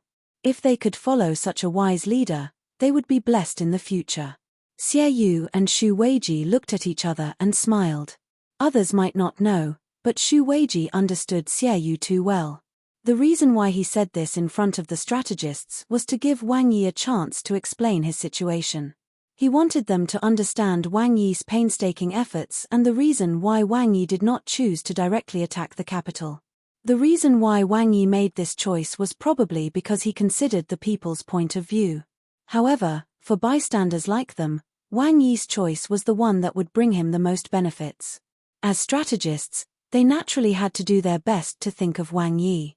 When Wang Yi was in a daze, they would make appropriate suggestions. However, in recent days, Xie Yu and Xu Weiji gradually realized that all of Pang Xiao's choices seemed risky on the surface, but in the end, they all seemed to be beneficial to him. Sometimes, even Xie Yu and Xu Weiji felt that Wang Yi was taking risks, but in the end, the dangers were all averted. Could this be fate? Was Tian Jiz's early predictions correct? While everyone was discussing, Li Qitian was also discussing with a few of his trusted aides in the imperial palace. The South Pacifying Army is still stationed outside the city. If we directly let such a large group of soldiers through the city gates like the reinforcements, if Prince Zhongshuren has any thoughts of rebellion, then wouldn't we have no hope at all? Li Qitian was also thinking this, which was why he was particularly conflicted. We have also thought about it. Prince Zhongshuren has fought for Daju for many years. In the end, he has made great contributions. We also don't want to suspect him. Those who could be called into the imperial study alone to discuss countermeasures were all Li Qitian's trusted aides. The reason why these people were able to become Li Qitian's trusted aides was because they were able to judge the situation. They were good at judging the situation and understood Li Qitian's thoughts. They were always able to say things that could solve the problem and please Li Chitian. Therefore, at this time, they all had a worried expression. They righteously and sternly said in unison, "Your Majesty, please reconsider." They looked at each other and then said, "Your Majesty, you are an open-minded person. Naturally, you won't think too much. However, we can't help but consider the possibility of a mishap. Your Majesty, you trust Prince Zhongshiren, but that doesn't mean that Prince Zhongshiren will definitely be loyal to you. What if something were to happen? At that time, the situation will be out of control. Your Majesty, please consider carefully." That's right. Your Majesty should think about the great cause first. We also know that Your Majesty's heart is indeed uncomfortable and tormented by not trusting Prince Zhongshuren. However, for the sake of the entire Daeju dynasty, Your Majesty, please reconsider. Li Chitian's expression was normal. He looked down at the back of his hand as he listened. After a long time, Li Chitian slowly said, "We understand your meaning. Let us think about it." Pang Xiao thought that with Li Chitian's temperament, he would resolve the matter within 2 days. He didn't expect that he would lead 280,000 people and wait in front of the city gate for 3 days. 3 days wasn't a long time, but it wasn't short either. However, with a camp of 280,000 people, sooner or later, the food they brought wouldn't be able to support them. Your Majesty's decree still hasn't been issued. It seems that this king will have to urge him.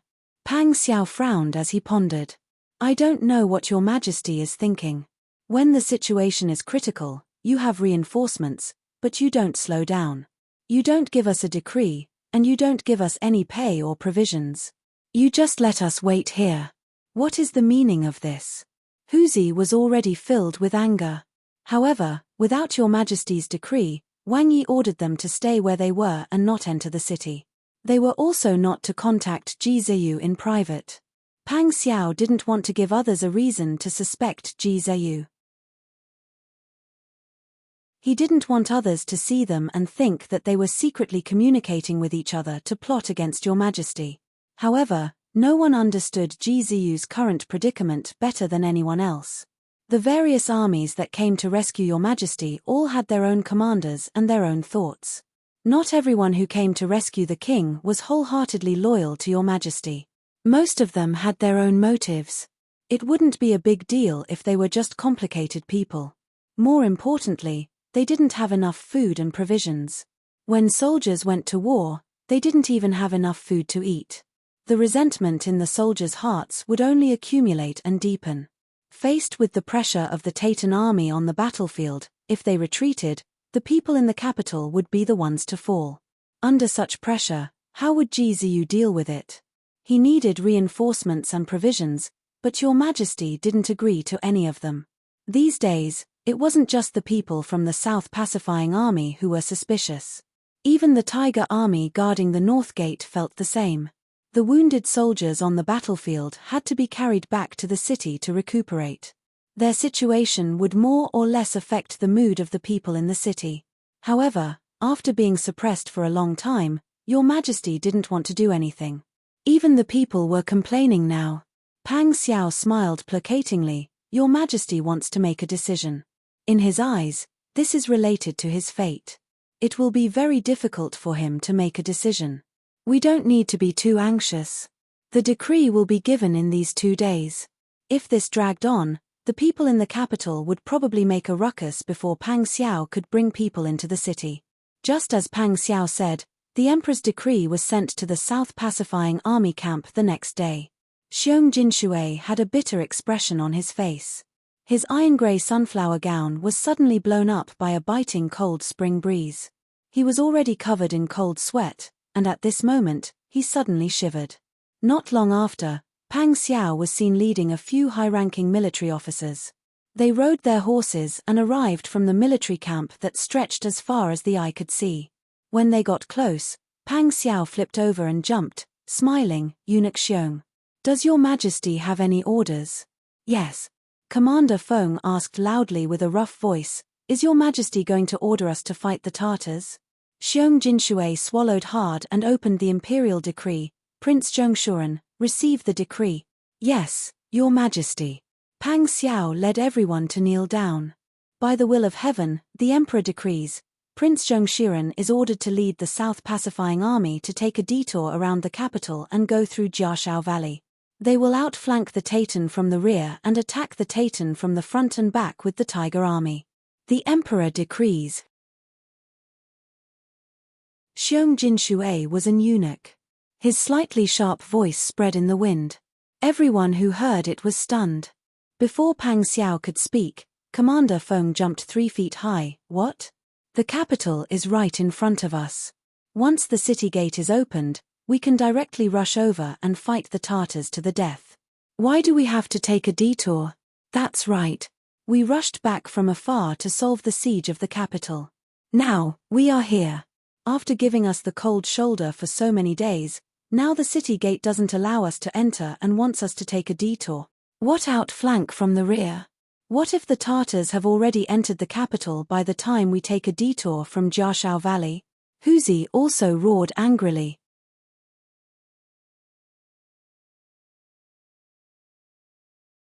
Chapter 1130.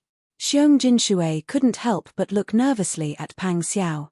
Here, Prince Zhongshan was the one who had the final say. As long as he said a word, he could decide his life or death. Pang Xiao's expression was calm. There wasn't a trace of emotion on his face. This kind of situation made Xiong Jinshui most afraid. If Pang Xiao was willing to vent his anger, it would at least mean that he wasn't so angry that he couldn't speak. But what could he do? Your Majesty had given an edict. Who would question it? Did they not want their heads anymore? All right, everyone, calm down. Pang Xiao was silent for a long time before finally speaking. The noisy scene finally quieted down. Everyone looked at Pang Xiao, waiting for his orders. Xiong Jinshui swallowed with difficulty. At this time, he deeply felt that as long as Pang Xiao gave the order, his soldiers would immediately rebel regardless of the consequences. And he would also become a ghost under the knife. Your Majesty has given an edict. This subject will only accept it. Your Majesty must have his own reasons for making a decision.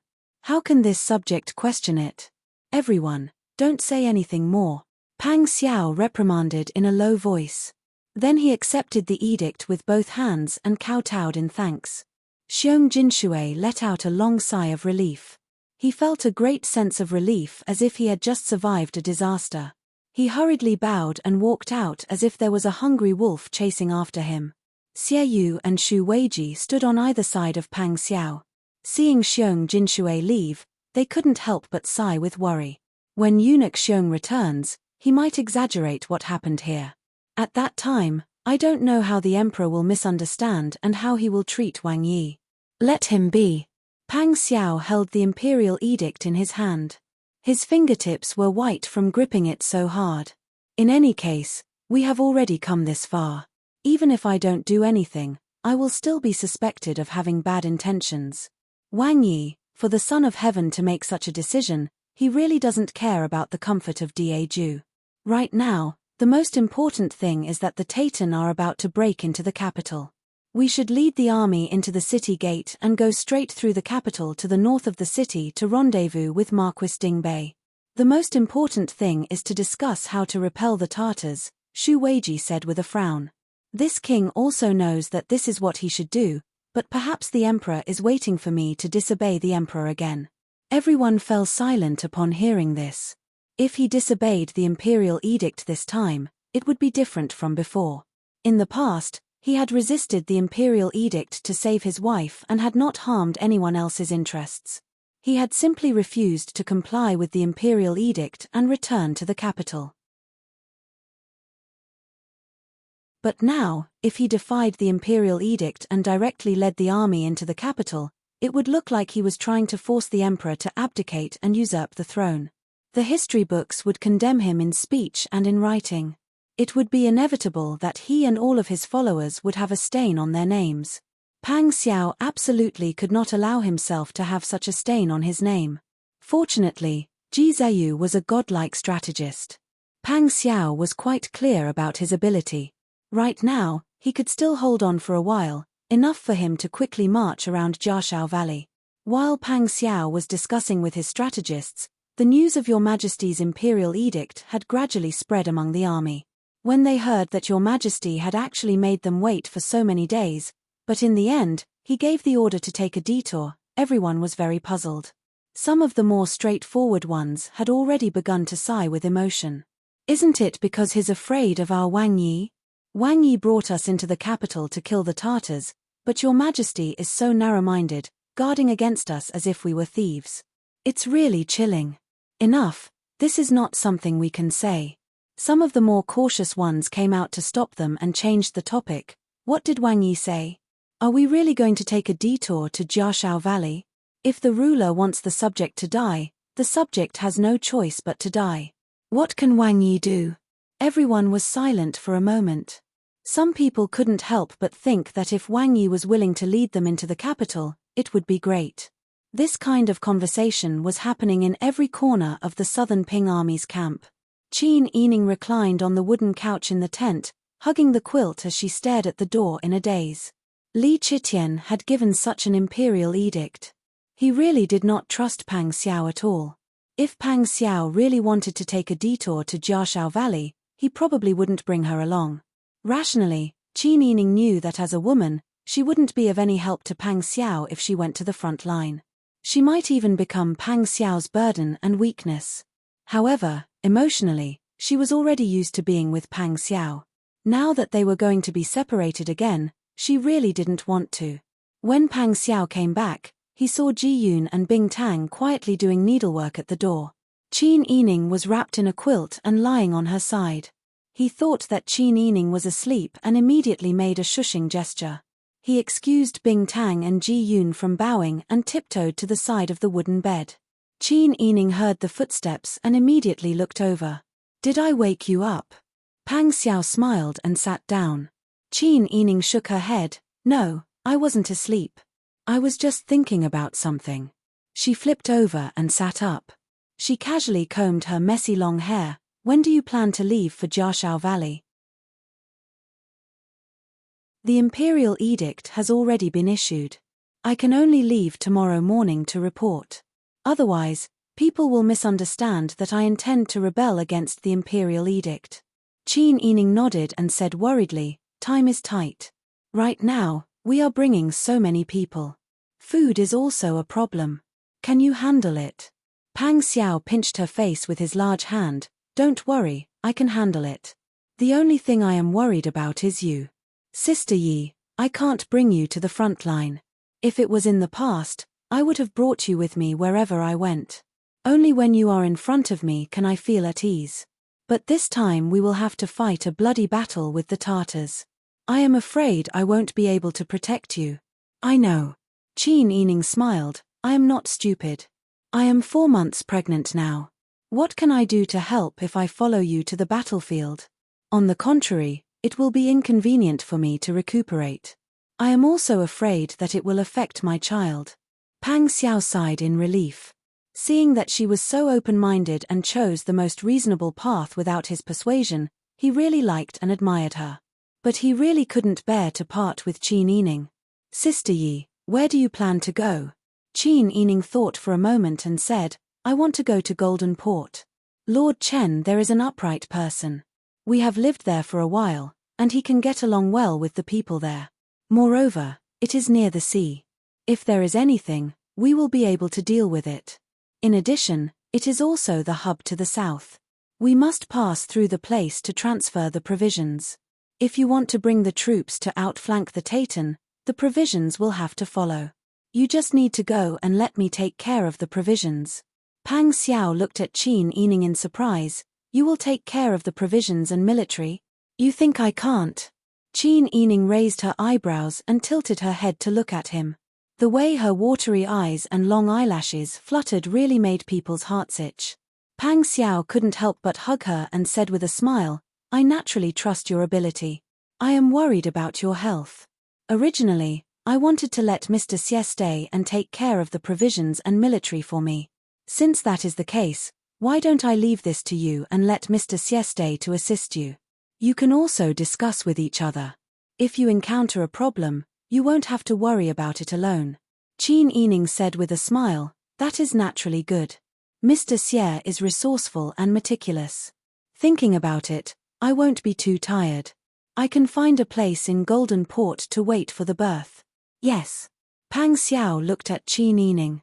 After a long time, he sighed and held her hands to his lips, kissing them gently. "This time, I am afraid I can't be by your side when you give birth.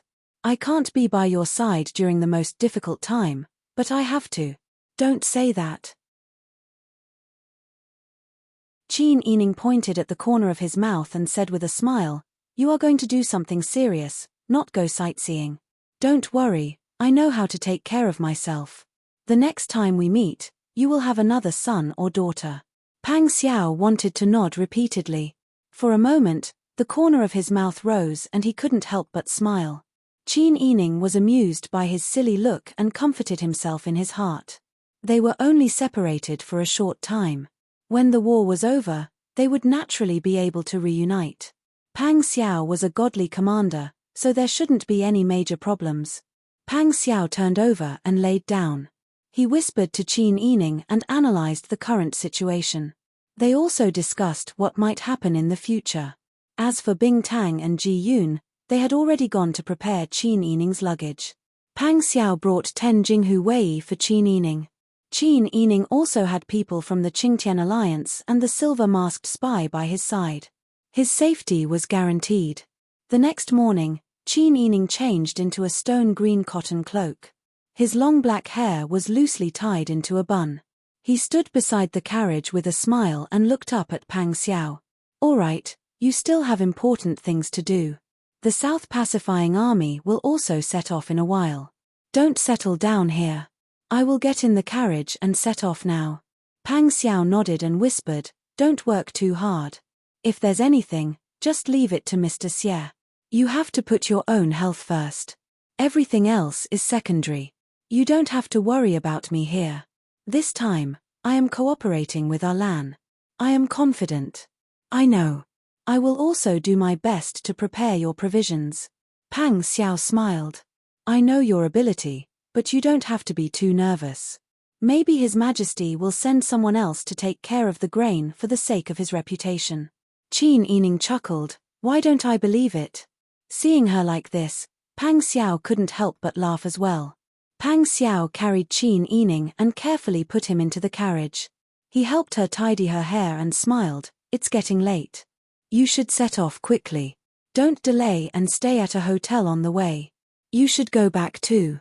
Qin Yining helped him tidy up his collar and smiled, "Although winning the war is important, your life is more important. You must take care of yourself. Don't worry about it every time. Don't think that you can shoulder everything by yourself. Don't sacrifice yourself to save others. Promise me, don't make me worry." Pang Xiao held her hand and said, "Don't worry, I promise." The two looked at each other and smiled. At this moment, they seemed to have engraved each other's appearance in their hearts. Xie Yu and Jinghu Wei walked to the side of the carriage. Pang Xiao nodded at Xie Yu. The meaning of entrusting her to him was obvious in his eyes. Xie Yu had followed Pang Xiao for a long time and naturally understood. She cupped her hands and bowed with a serious expression. "Wang Yi, don't worry." Pang Xiao nodded and looked at Qin Yining, "Go. Take good care of yourself. We can also send more messages."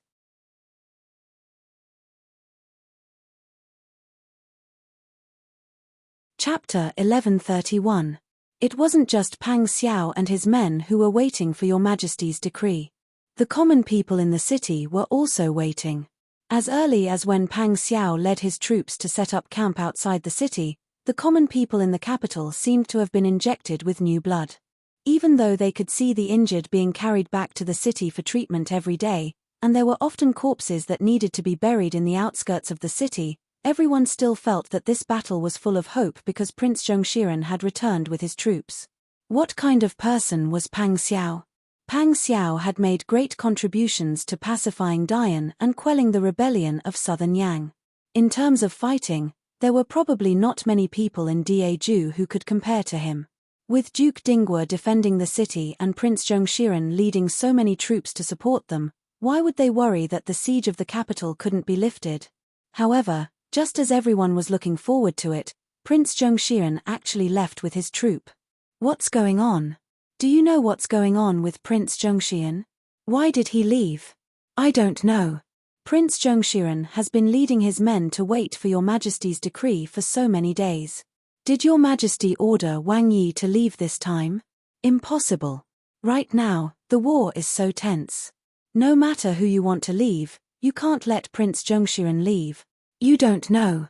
I heard that your Majesty was worried that Prince Zhongshan would lead his men to rebel, so he didn't let him enter the city and ordered him to take a detour to outflank the Taytan. This is simply taking off his pants to fart. Outflank the Taytan? By the time we outflank the Taytan, all of our people will be dead. You don't want to live anymore. This kind of conversation occurred in every corner of Daju's capital. The common people were furious that Li Chitian did not allow Prince Zhongshan to lead troops into the city to resist the Taytan. Helpless, the Jingji guards would arrest the common people who spoke nonsense on the streets and alleys. Even so, the rumors and slanders didn't stop. Instead, they were like a wildfire. The Taytan was right in front of them, yet your Majesty did such a thing out of jealousy. How could they not be angry? Ji Zheyu had lost a lot of weight. His incomparably handsome face was stained with dust. His hair was casually tied up at the back of his head. Stubble had also grown on his chin. Although it didn't reduce his charm, it gave off a different kind of decadent feeling. When he heard Ma Cheng's report, his expression remained unchanged as he nodded. Ma Cheng was a bold and careful person. Although his face was flushed with anger, he didn't dare to say much. He only asked, "What do you think, Marquis?" Ji Zheyu glanced at him and said in a low voice, "It's not surprising." Ma Cheng stared blankly for a moment before sorrow welled up in his heart. As a general, even if he wasn't a famous general, he couldn't help but feel sad when he saw the two mountains in front of him fall to such a state. One was feared by your Majesty, and the other was used by your Majesty. As a general, no one would believe him if he told others about his sadness and powerlessness. Marquis North Calming. At this moment, Gao Wenliang strode over and cupped his hands in a perfunctory manner. I plan to lead 10,000 tiger army out of the city to launch a surprise attack on the Tartans. I'm here to tell you, Marquis. Plan?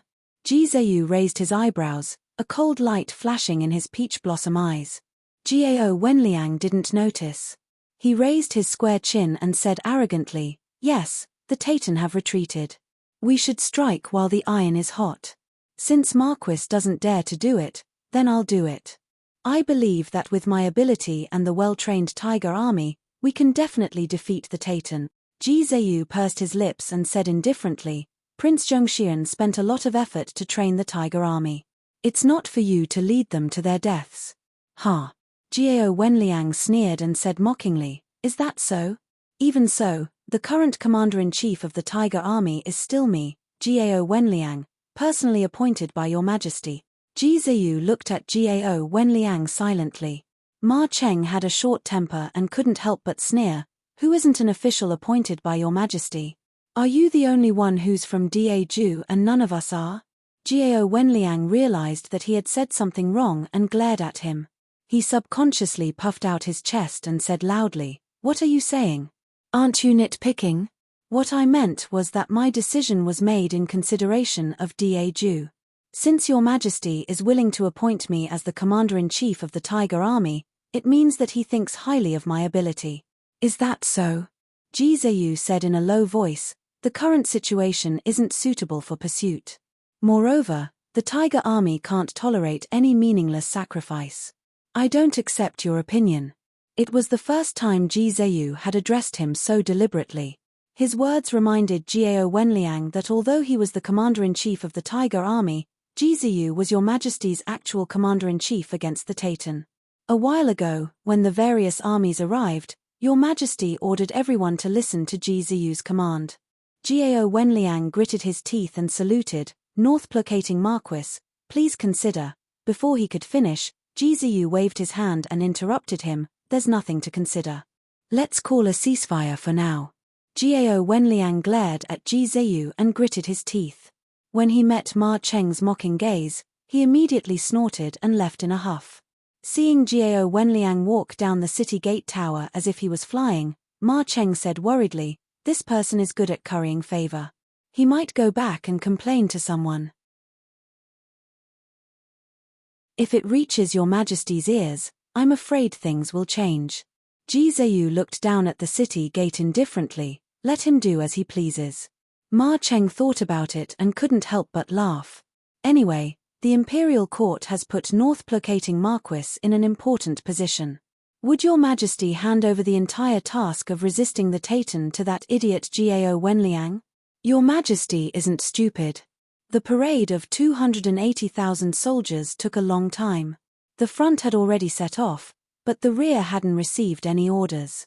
Pang Xiao urged his horse to stand by the side of the road, holding a long saber in one hand and the reins in the other. He allowed the dark clouds to kick his horse uneasily as he watched the army pass by in an orderly manner. Huzi, Tang Xiu, and the other Jinghu Wei soldiers behind Pang Xiao all had dark expressions. The unhappiness in their hearts was about to turn into reality. But because Pang Xiao was present, everyone suppressed their feelings and did not show it. Huzi had followed Pang Xiao the longest and knew Pang Xiao's temper and personality. Just by looking at his back, Huzi knew that Wang Yi was not in a good mood right now. Wang Yi and Wang Fei were so loving, and Wang Fei was 4 months pregnant. They should have been able to enjoy the happiness of a family, but because of the Son of Heaven's decisions, they were forced to separate. When Wang Fei needed someone to accompany her the most, Wang Yi could not be by Wang Fei's side. Wang Yi must be very anxious. Wang Yi. Huzi urged his horse forward and said in a low voice, "Right now, we are just outside the city. The army has not even completely moved out. As long as Wang Yi gives the order, this situation will end. I believe that with our 280,000 soldiers and Wang Yi's command, it will be easy to take Jing." Pang Xiao turned back to look at Huzi and said in a low voice, "Do not mention this matter again. Right now, I am doing this to prevent the people of Daeju from being enslaved by other tribes. This is the most important matter. As to other matters, we will discuss them after we clear out the enemies." Yes. Huzi saw that Pang Xiao had made up his mind and knew that it was useless to try to persuade him. He nodded obediently and then smiled and said, "Wang Yi, do not worry. Right now, you have hundreds of people responding to your call. No matter what decision you make, we will support it." This was clearly saying that he supported Pang Xiao in taking the throne. Pang Xiao's face was dark and he did not speak. Huzi did not speak and retreated. Pang Xiao was not in the mood to think about taking the throne. He was worried about Qin Yining. Although he had arranged enough guards and Qin Yining had people to protect and take care of him, Pang Xiao was still worried. Right now, he only wanted to end this war as soon as possible and return peace to the world. He also wanted his sister Yi to live a peaceful life and not have to wander around like a homeless person. Qin Yining left Jing and did not take a roundabout route. The group headed straight for Jingang. Bing Tang said worriedly, "Wang Fei, should we hide our tracks? This servant is worried that your Majesty's people will follow us." Qin Yining smiled, "It's not important. We cannot completely live in seclusion. Even if we avoid them now, when we reach Jingang, we will still have to live under their eyes. The Emperor's people will still be able to find us. What should we do?" Bing Tang frowned worriedly, "Wang Yi is not by your side. What if the Emperor makes a move against you? Of course, we have to be on guard." Qin Yining tightened the cloak on his shoulders and smiled, "When the time comes, we will naturally think of a way. Even if we hide here and there, it is useless." Bing Tang and Ji Yun both nodded. Qin Yining was right. The smartest response was not to simply hide. Because if they hid, they would be found by the Emperor's people. What they had to do was to stay in the open and think of an easy way out. Wang Fei has always been so calm and intelligent. She is resourceful. Bing Tang sighed, "If Wang Fei was not quick-witted and decisive in many matters, I am afraid that we would have suffered a calamity sooner or later. Since I brought all of you out, I have to be responsible for all of your lives. I will do all that I can. But I do feel that ever since I got pregnant, my brain is not enough. Qin Yining self-deprecatingly said, is there any way to nourish my brain? Ji Yun and Bing Tang stilled when they heard this and then giggled. Wang Fei is joking again. Of course, there is a way. Once we settle down, we will eat it. The laughter in the carriage also infected the people accompanying and protecting the carriage.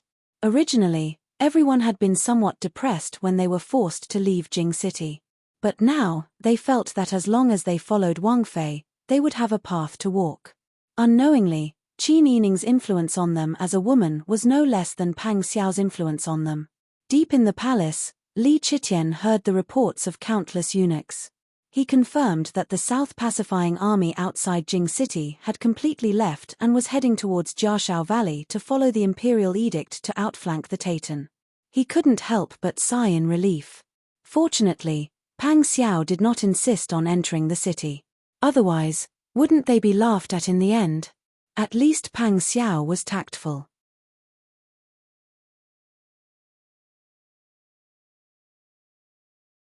Chapter 1132. Li Chitian nodded expressionlessly, but his hands gripped the hem of his robe under the table. This Pang Zhishi really wouldn't let him live peacefully in any way. When he didn't have a son, Pang Zhishi had a twin first. It wasn't easy for the heavens to open their eyes and let Pang Zhishi lose his son, but now his wife had another.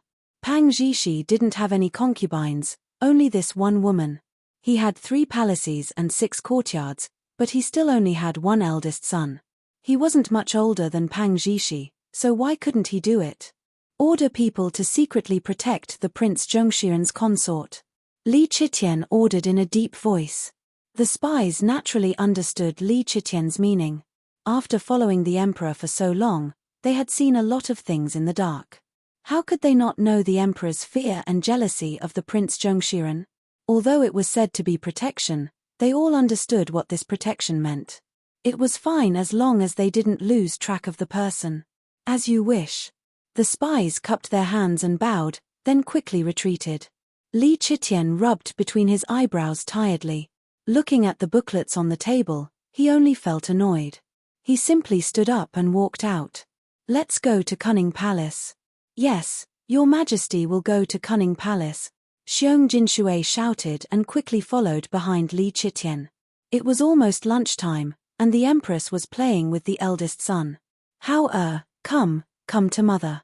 The Empress had a loving smile on her face. She shook the rattle drum in her hand. The small red drum shook twice. 2 red coral beads fell on the surface of the drum with lotuses drawn on it. It caused the children in red to giggle and stumble forward. Li Chitian entered and saw this scene. When he learned that Pang Xiao's woman was pregnant, his jealousy reached its peak. Your Majesty. When the Empress saw Li Chitian, she hurriedly curtsied. The wet nurse also hurried forward to support Brother Hao. The child's charmingly naive body also bowed to Li Chitian and called out in a childish voice, Daddy. Only then did Li Chitian reveal a slight smile. The Empress hurriedly hugged her son. Hao Ji you have to call Imperial Father. Come, say this son greets Imperial Father. The child blinked his big eyes and looked up at Li Chitian. He squatted down again obediently. Urching, please greet Father Hua. The child's voice was soft and obedient. Coupled with his unclear pronunciation, Li Chitian burst into laughter. She bent down and held Hao Ji's armpits to pick him up. Get up. Thank you, Your Majesty. The Empress secretly breathed a sigh of relief, thinking that even a vicious tiger would not eat its cubs. Your Majesty's appearance when he entered the door scared her so much that she almost wanted to ask the wet nurse to quickly send her son away so that he would not be frightened. Fortunately, she did not do so. Qin Yining's journey to Golden Harbor was very smooth. Because she had come here more than once, she was familiar with the road. This time, she was going to Golden Harbor on the same road as the previous disaster relief. Therefore, whenever Qin Yining showed her face, the people she met were all extremely respectful and grateful to her. At this time, it was already the time when spring was warm and the flowers were blooming. Except for the men who had followed Pang Xiao to join the army, the common people in various places had started to cultivate intensively. In addition, they were rebuilding their homes. So, the scenery they encountered along the way was filled with a thriving atmosphere. The more Qin Yining walked, the more relaxed she felt. Even the matter of handling the food was more skillful. With Xie Yu present, she often only needed to give a general idea and Xie Yu would be able to arrange it properly. Qin Yining really did not need to work too hard. Wang Fei, Golden Harbor City is up ahead. Bing Tang lifted the curtain of the carriage and looked out the window with a smile. Everywhere she saw was green, along the way, everywhere is full of vitality. Wang Yi's disaster relief efforts were really not in vain. Qin Yining had a preserved sour plum in her mouth and a small bump on her cheek. Hearing this, her eyes curved into crescents as she smiled. That's right. We met many familiar faces along the way. Back then, we were so hungry that we were just skin and bones. Now, we are much better. If the heavens favor us and give us a stable year, everyone will recover in less than 3 years. That's right. All of this is thanks to Wang Yi. Ji Yun also smiled. They arrived at the city gate smoothly and saw a small group of people standing not far away. The person in the lead was dressed in a dark green robe with narrow sleeves and a white jade buckle around his waist. His hair was neatly tied up at the top of his head. His handsome features carried some vicissitudes and tiredness, but it did not diminish his elegance at all. It's Boss Chiu. Bing Tang frowned. She's waiting here. Could it be that she knows that our team is about to arrive? Ji Yun's expression became serious and she looked inquiringly at Qin Yining. Wang Fei, do you want to see her? I keep feeling that she's up to no good. Qin Yining was a little hesitant, but he nodded and said, our standpoints are different. It's human instinct to seek benefits and avoid harm. Although she's quite calculative, she didn't really hurt us. Moreover, whether she wants to avenge her grandfather or not is her own choice. It has nothing to do with us. She's Mu Gong's wife, so it's better not to make things too stiff. Then you must be careful.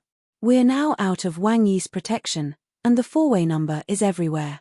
I'm afraid that if she's up to no good, we won't be able to deal with it. Ji Yun couldn't help but stroke the soft sword wrapped around her waist, as if she was thinking about what angle she should choose to attack if Qiu Feishan wanted to harm Qin Yining. Qin Yining couldn't help but laugh at her serious appearance. No, she and Wang Yi have common interests now. She still hopes that Wang Yi will defeat Lu Heng so that the Qiu family can be completely stabilized. Even if she's scheming, it's a matter for the future. As he spoke, the carriage stopped in front of Qiu Feishan. Qin Yining lifted the curtain and met Qiu Feishan's eyes. He smiled slightly and said, Boss Qiu, why are you waiting here? Qiu Feishan saw that Qin Yining was amiable and didn't directly make her lose face like Pang Xiao, so she quietly breathed a sigh of relief. Wang Fei. Qiu Feishan cupped her hands and said with a smile, I heard that you came here, so I've been waiting here. You heard? Qin Yining raised an eyebrow and asked. Qiu Feishan smiled and said, Wang Fei is a smart person. Naturally, you know where I heard it from. Naturally, I still know the ability of the Qiu family.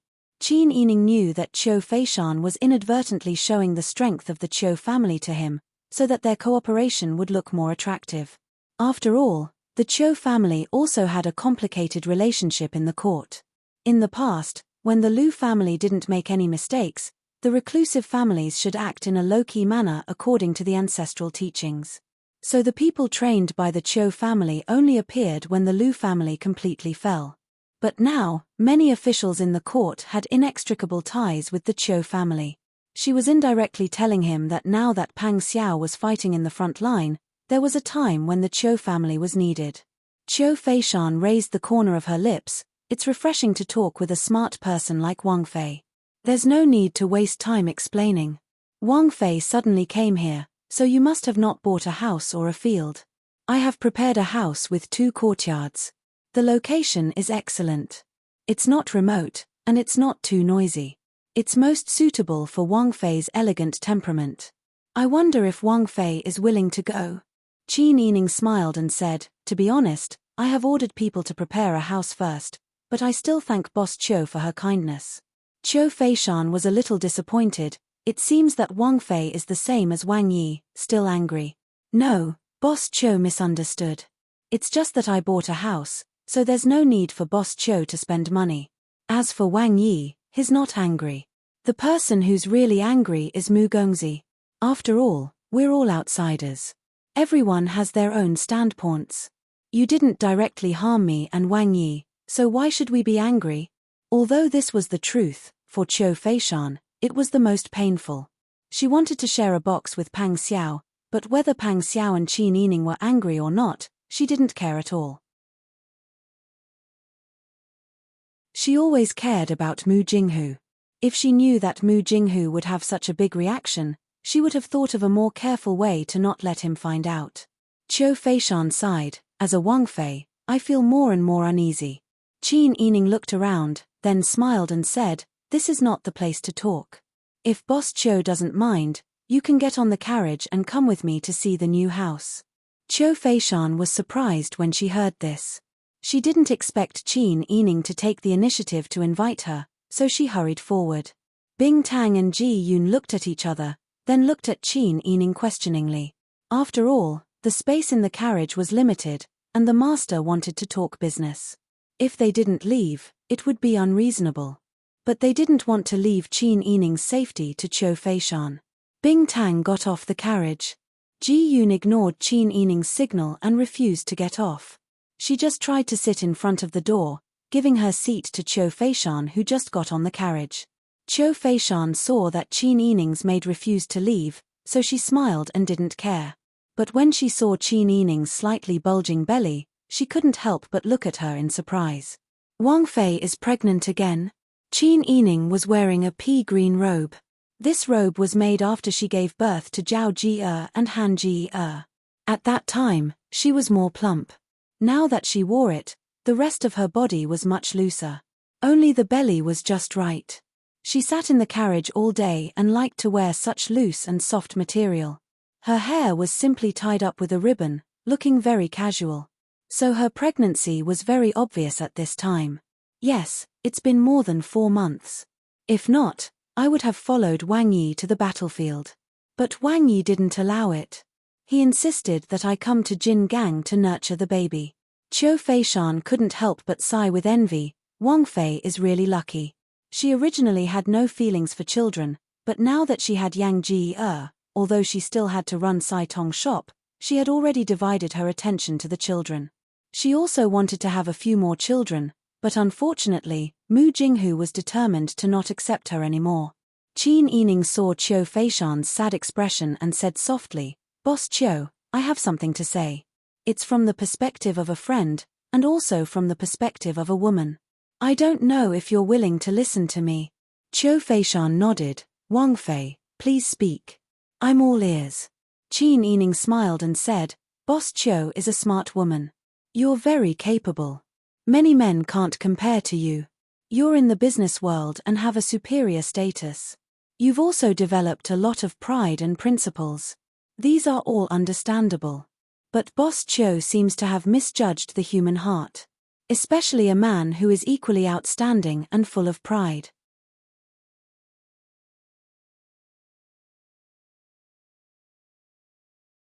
Chapter 1133.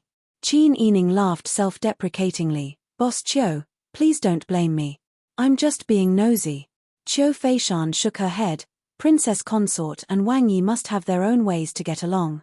It's my honor that you're willing to tell me. How can I blame you? I'm just a little disappointed. Qin Yining said, Master Mu is from a famous sect, and his martial arts are outstanding. Perhaps he's not as resourceful as you, nor as wealthy as you, but he rarely meets a match in the martial arts world, and has a mysterious sect behind him. Boss Qiu is a proud daughter of the heavens, and has been superior since young. But perhaps Boss Qiu has forgotten that when husband and wife get along, they don't care about whose family background, high or low status. What they care about is the relationship and equality. Qiu Feishan only felt that Qin Yining's words stabbed at her heart, but she couldn't refute. She carefully reflected on herself. She was indeed too self-righteous. In her heart, she had always treated Mu Jinghu as a martial artist who could be easily manipulated. However, she did not expect that this martial artist had a very stubborn personality. She had accidentally hurt this person's heart. Qiu Feishan shook her head. Princess Consort's words are very pertinent. I made a mistake first. Now, it's too late to redeem myself. Qin Yining saw that Qiu Feishan's attitude was good, and her words were very honest, so he said, Master Mu values friendship the most. In fact, if Boss Qiu is willing to face the problem, this matter won't be difficult to solve. But I've already moved him emotionally, and I even brought up Brother Yang. Qin Yining shook his head. He's angry because you deceived and used him.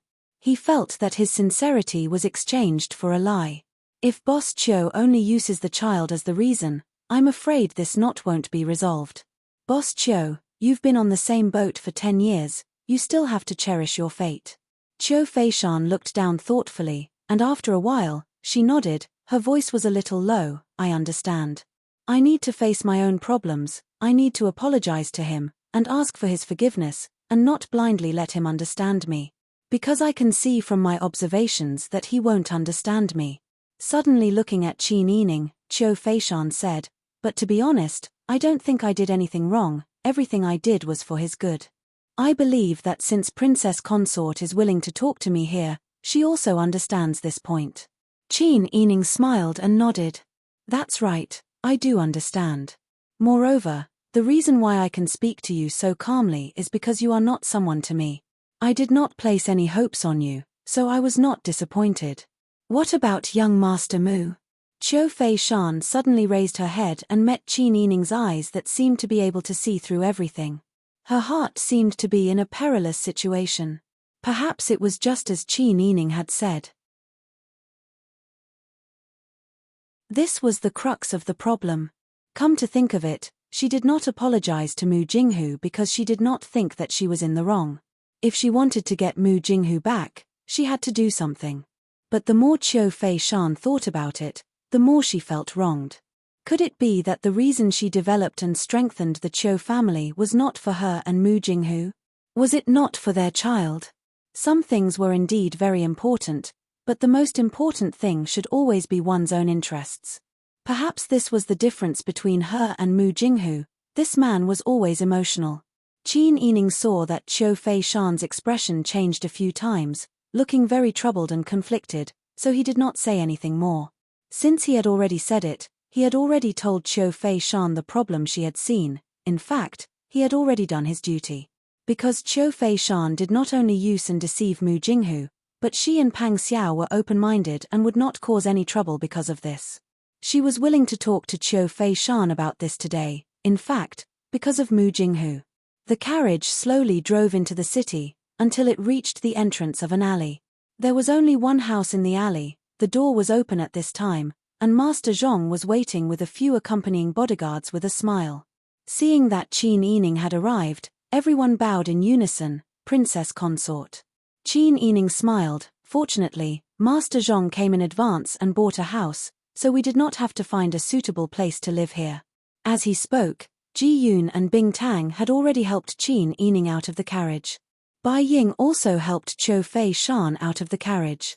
After hearing Qin Yining's words, Qiu Feishan knew that the trust between her and Qin Yining no longer existed.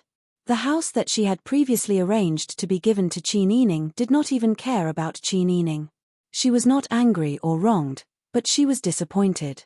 Coupled with the reasons that Qin Yining had mentioned, Qiu Feishan felt that even if she had been in the business world for many years, she still felt that this was a difficult problem. Fortunately, Qin Yining did not hide his residence. He had also generously brought her to the door, which more or less showed that Qin Yining could go hand in hand at this stage when they had a common goal. This could be considered as one of the things that had happened today that made her feel gratified. Boss Qiu, please come in and have a cup of tea with us. Then I will disturb Princess Consort. Qiu Feishan abandoned all idle thoughts. She could be sentimental, but she knew what she had to do now. Only by defeating the alliance between Tayton and Lu Heng could the Qiu family take a more stable route in the court, and their future development would be more stable. The Qiu family had been dormant for 100 years, although they were of the same breath and branch as the Lu family, and had the same bloodline. After such a long time, They were already two different surnames, two different families. The Cho family did not want to silently hide in the corner anymore, and it was time to switch places with the Lu family. However, she did not know if Lu Heng would have the strength to remain dormant after the Lu family was destroyed by Li Chitian.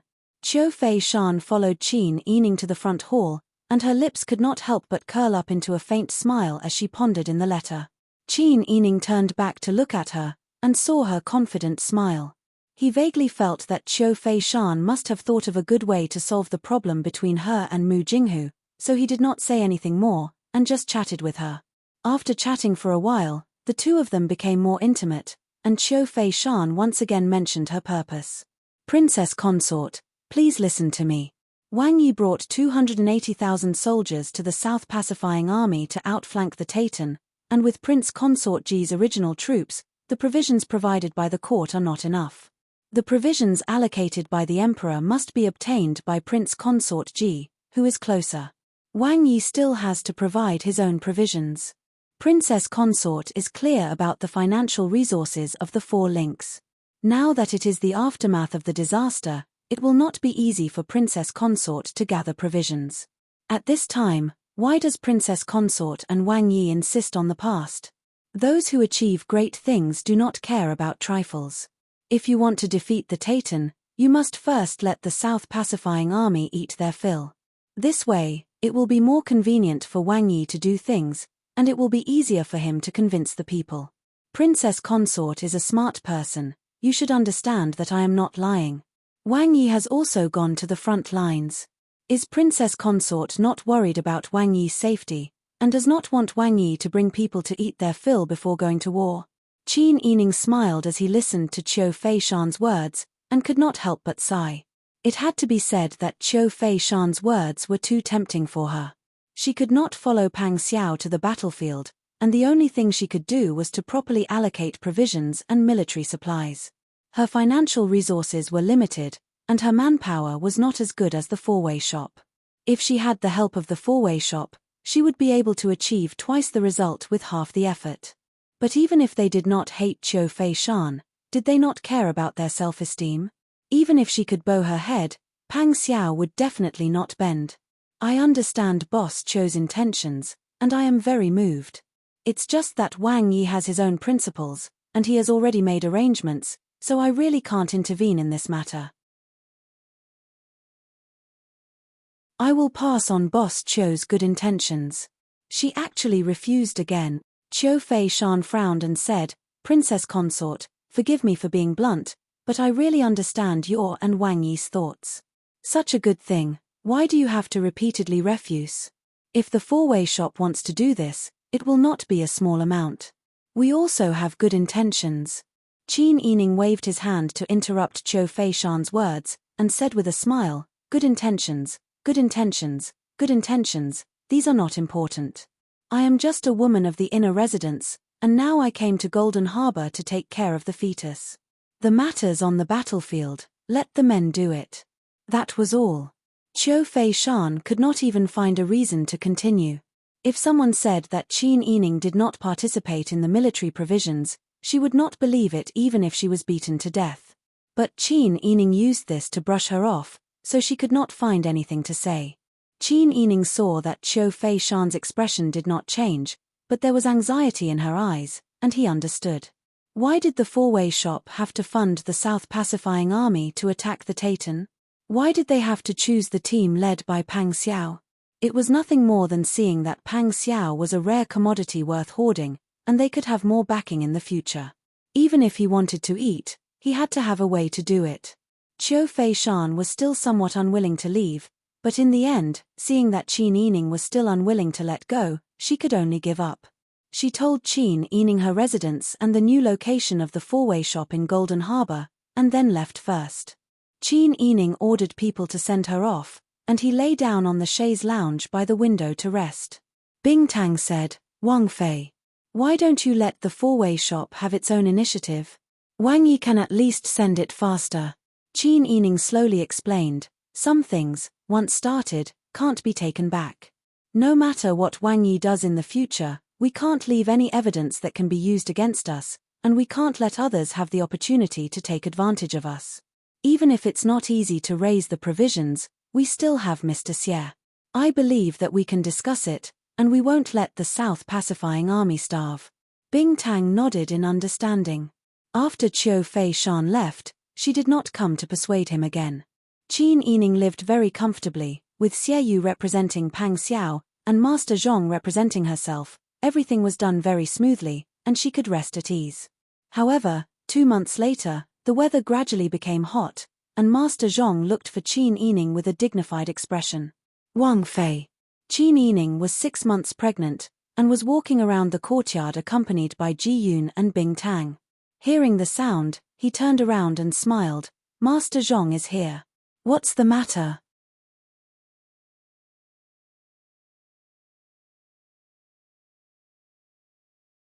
Chapter 1134. Qin Yining couldn't help but stop and ask worriedly, what strange thing happened? She couldn't be blamed for her nervousness. This was the time when the war was at its peak. Pang Xiao and Ji Zhayu were working together. They were like a hot knife cutting through butter. Within 2 months, they had driven the Tartar troops away from the capital. They had also retreated all the way, and recaptured several cities. Pang Xiao also saved many civilians, and more civilians volunteered to join the South Pacifying Army. Because Pang Xiao was leading the civilians to reclaim their homes, these people became more and more courageous in battle. Now, the war was at its peak. When the two armies met, the South Pacifying Army had food to eat. How could Pang Xiao starve the Tiger Army that he had raised? Even if he wasn't the commander of the Tiger Army. Therefore, in these 2 months, Qin Yining used the treasure to feed all the soldiers on the front lines who were fighting against the Tatan. However, Li Chitian didn't do anything. He only cared about celebrating the recapture of the cities and didn't have any intention of increasing the food supply. Li Chitian's actions naturally caused many soldiers to be dissatisfied. However, when he issued a decree for the various armies to come to the capital, he had already made it clear that he wanted everyone to provide their own food. Since everyone had already come, it meant that they approved of his decree. At this time, even if they were dissatisfied, they could only swallow their anger. Especially when they saw that the South Pacifying Army and the Tiger Army were eating well and wearing good clothes, the other armies were envious. However, in order to feed so many people, the treasure had been used up. Qin Yining had taken out all the wealth he had accumulated over the years. The most important thing was that after the disaster, even if he wanted food, it wouldn't be easy to find it. These days, Qin Yining seemed to be living a comfortable life. He looked like he was focused on nourishing the fetus and waiting to give birth. However, he was actually very anxious. She couldn't do anything for Pang Xiao. The two of them were in different places. The only thing she could do was to make sure that he had enough food to eat, warm clothes to wear, and that he had medicine to treat his injuries in time. If she couldn't solve these problems, Pang Xiao's situation would be even worse. Qin Yining's mind was spinning 1,000 times, but in reality, in just a few breaths, Master Zhong had already walked in front of Qin Yining and said in a low voice, Wang Fei, today, a company called the Great Solar Grain Company took the initiative to look for me. They said that they have a large amount of stored grain for sale. I went to take a look. Not to mention that the grain was good, the price was even 30% cheaper than the grain we bought from Tianjin. They have so much food, but instead of hoarding it and selling it at a high price, they are doing this. I find it really strange. However, when asked in detail, the man said that he wanted to contribute to Daju's imperial court by supporting the soldiers on the front lines and taking back Daju's land. It's not like I haven't seen people who are so devoted to their country. You and Wang Yi are both like this, but I've never heard of the Daily Grain Company before. You suddenly came to me, as if you know I'm your trusted aide who specializes in running grain for you. Qin Yining frowned slightly when she heard this. Just as Master Zhong said, this situation was indeed strange. From her point of view, the other party took the initiative to extend an olive branch when the grain was in a difficult situation. It really solved a big problem. However, this help came too suddenly and too timely. It was as if someone had been watching her movements and acted according to the situation when she was at her most difficult. Thinking of this, Qin Yining vaguely guessed something. I understand. I have a plan for this matter. The most important thing is to solve the problem of insufficient grain. Later, you can go and see Mr. Xie and discuss how to act as per the original plan. When Master Zhong saw that Qin Yining was so confident, he felt relieved. In that case, I will do as Wang Fei says. Qin Yining nodded in agreement. After returning to the room, Qin Yining told Ji Yun, "Prepare brush and ink for me. Wang Fei wants to write a letter to Wang Yi again." Ji Yun smiled and scooped 2 spoonfuls of water into the inkstone. Then, she twisted the ink stick and slowly slid it. Qin Yining held her stomach and sat down with the help of Bing Tang. The battlefield is constantly changing. I really don't dare to disturb them. However, I still have to send a letter from time to time. Qin Yining's letters to home had always been about good news and not bad news. Pang Xiao was fighting on the front line. If she still made him worry about her and dragged down his energy, it would be too wrong. Therefore, the content of her letters was mostly gossip. She would also write about her current physical condition. At the end of this letter, she mentioned how the issue of the grain was resolved, directly stating that it was Qiu Feishan who helped. She didn't intend to claim credit, and didn't directly come to talk about it, but directly sent someone to deliver the grain. Qin Yining did not know what the relationship between Qiu Feishan and Mu Jinghu was like. However, she always hoped that they could get along well. Even if it was not for each other, she had to take pity on Yang Ji. Perhaps she was being too soft-hearted. The food and letters were sent to the front line. The fastest speed would be 20 days. In the Southern Pacifying Army's camp, the banners were fluttering loudly. There were so many tents that one could not see the end of them. The food and supplies that were sent from outside the camp attracted everyone's attention. A man who had just joined the Southern Pacifying Army said emotionally, "These food were all prepared for us by Wang Yi. The food from the imperial court has not arrived. If it were not for Wang Yi watching over us, I'm afraid that we would have to fight the Tartars with empty stomachs." That's right. I don't know where the Tatan got the money. Not only are they strong in battle, they also eat better than us. Isn't it because the Lu family sided with the Tatan? I originally thought that the Lu family was a good family. Now, it seems that they are scum who can ignore the safety of the imperial court for their own selfish reasons. What kind of aristocratic family is this? When they do things, they are simply not worthy of our attention. When the food was sent to various parts of the camp, Pang Xiao also looked at the letter. He passed the last page to Mu Jinghu, who was beside him. "Take a look." Mu Jinghu took the letter with a strange expression. After reading the contents, his face twisted for a moment before returning to normal. Passing the letter back to Pang Xiao, Mu Jinghu lowered his head and was about to walk out of the tent. Pang Xiao hurriedly stopped him. "Blockhead, actually, I know what you're thinking, but it's been so long. Boss Qiu has been writing you letters, but you've never been willing to read them. She did use you, but the past is the past. I don't plan to pursue it, so don't be calculative about it. Even if you consider Brother Yang, you should let go of what you should." Mu Jinghu shook his head. "You don't understand." Pang Xiao pulled Mu Jinghu over and sat down casually with him. "What do I not understand? We are all men.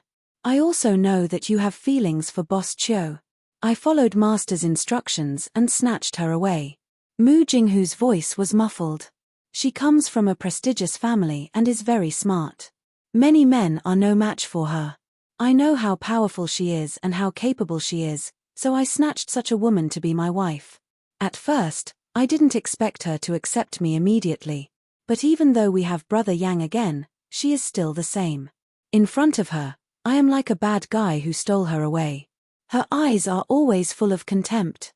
She thinks that I don't understand many things, so she doesn't even tell me and makes the decision. She said that it was for my own good. But how can she be sure of what I think, and what choice I should make? To put it bluntly, she doesn't think that I am a boorish man. She thinks that I am not from a prestigious family like her. I also forced her to marry me. I thought about it carefully. After such a long time, she might be tired of seeing me. She had no choice but to give birth to Brother Yang with me. Just thinking about it makes my head hurt. Mu Jinghu pursed his lips and said in a low voice, so after thinking about it, I will divorce her after our matters are settled. From then on, we will have nothing to do with each other. She can marry whoever she wants, and leave Brother Yang to me. Mu Jinghu was not a talkative person. He was also not good at telling his secrets and thoughts to others.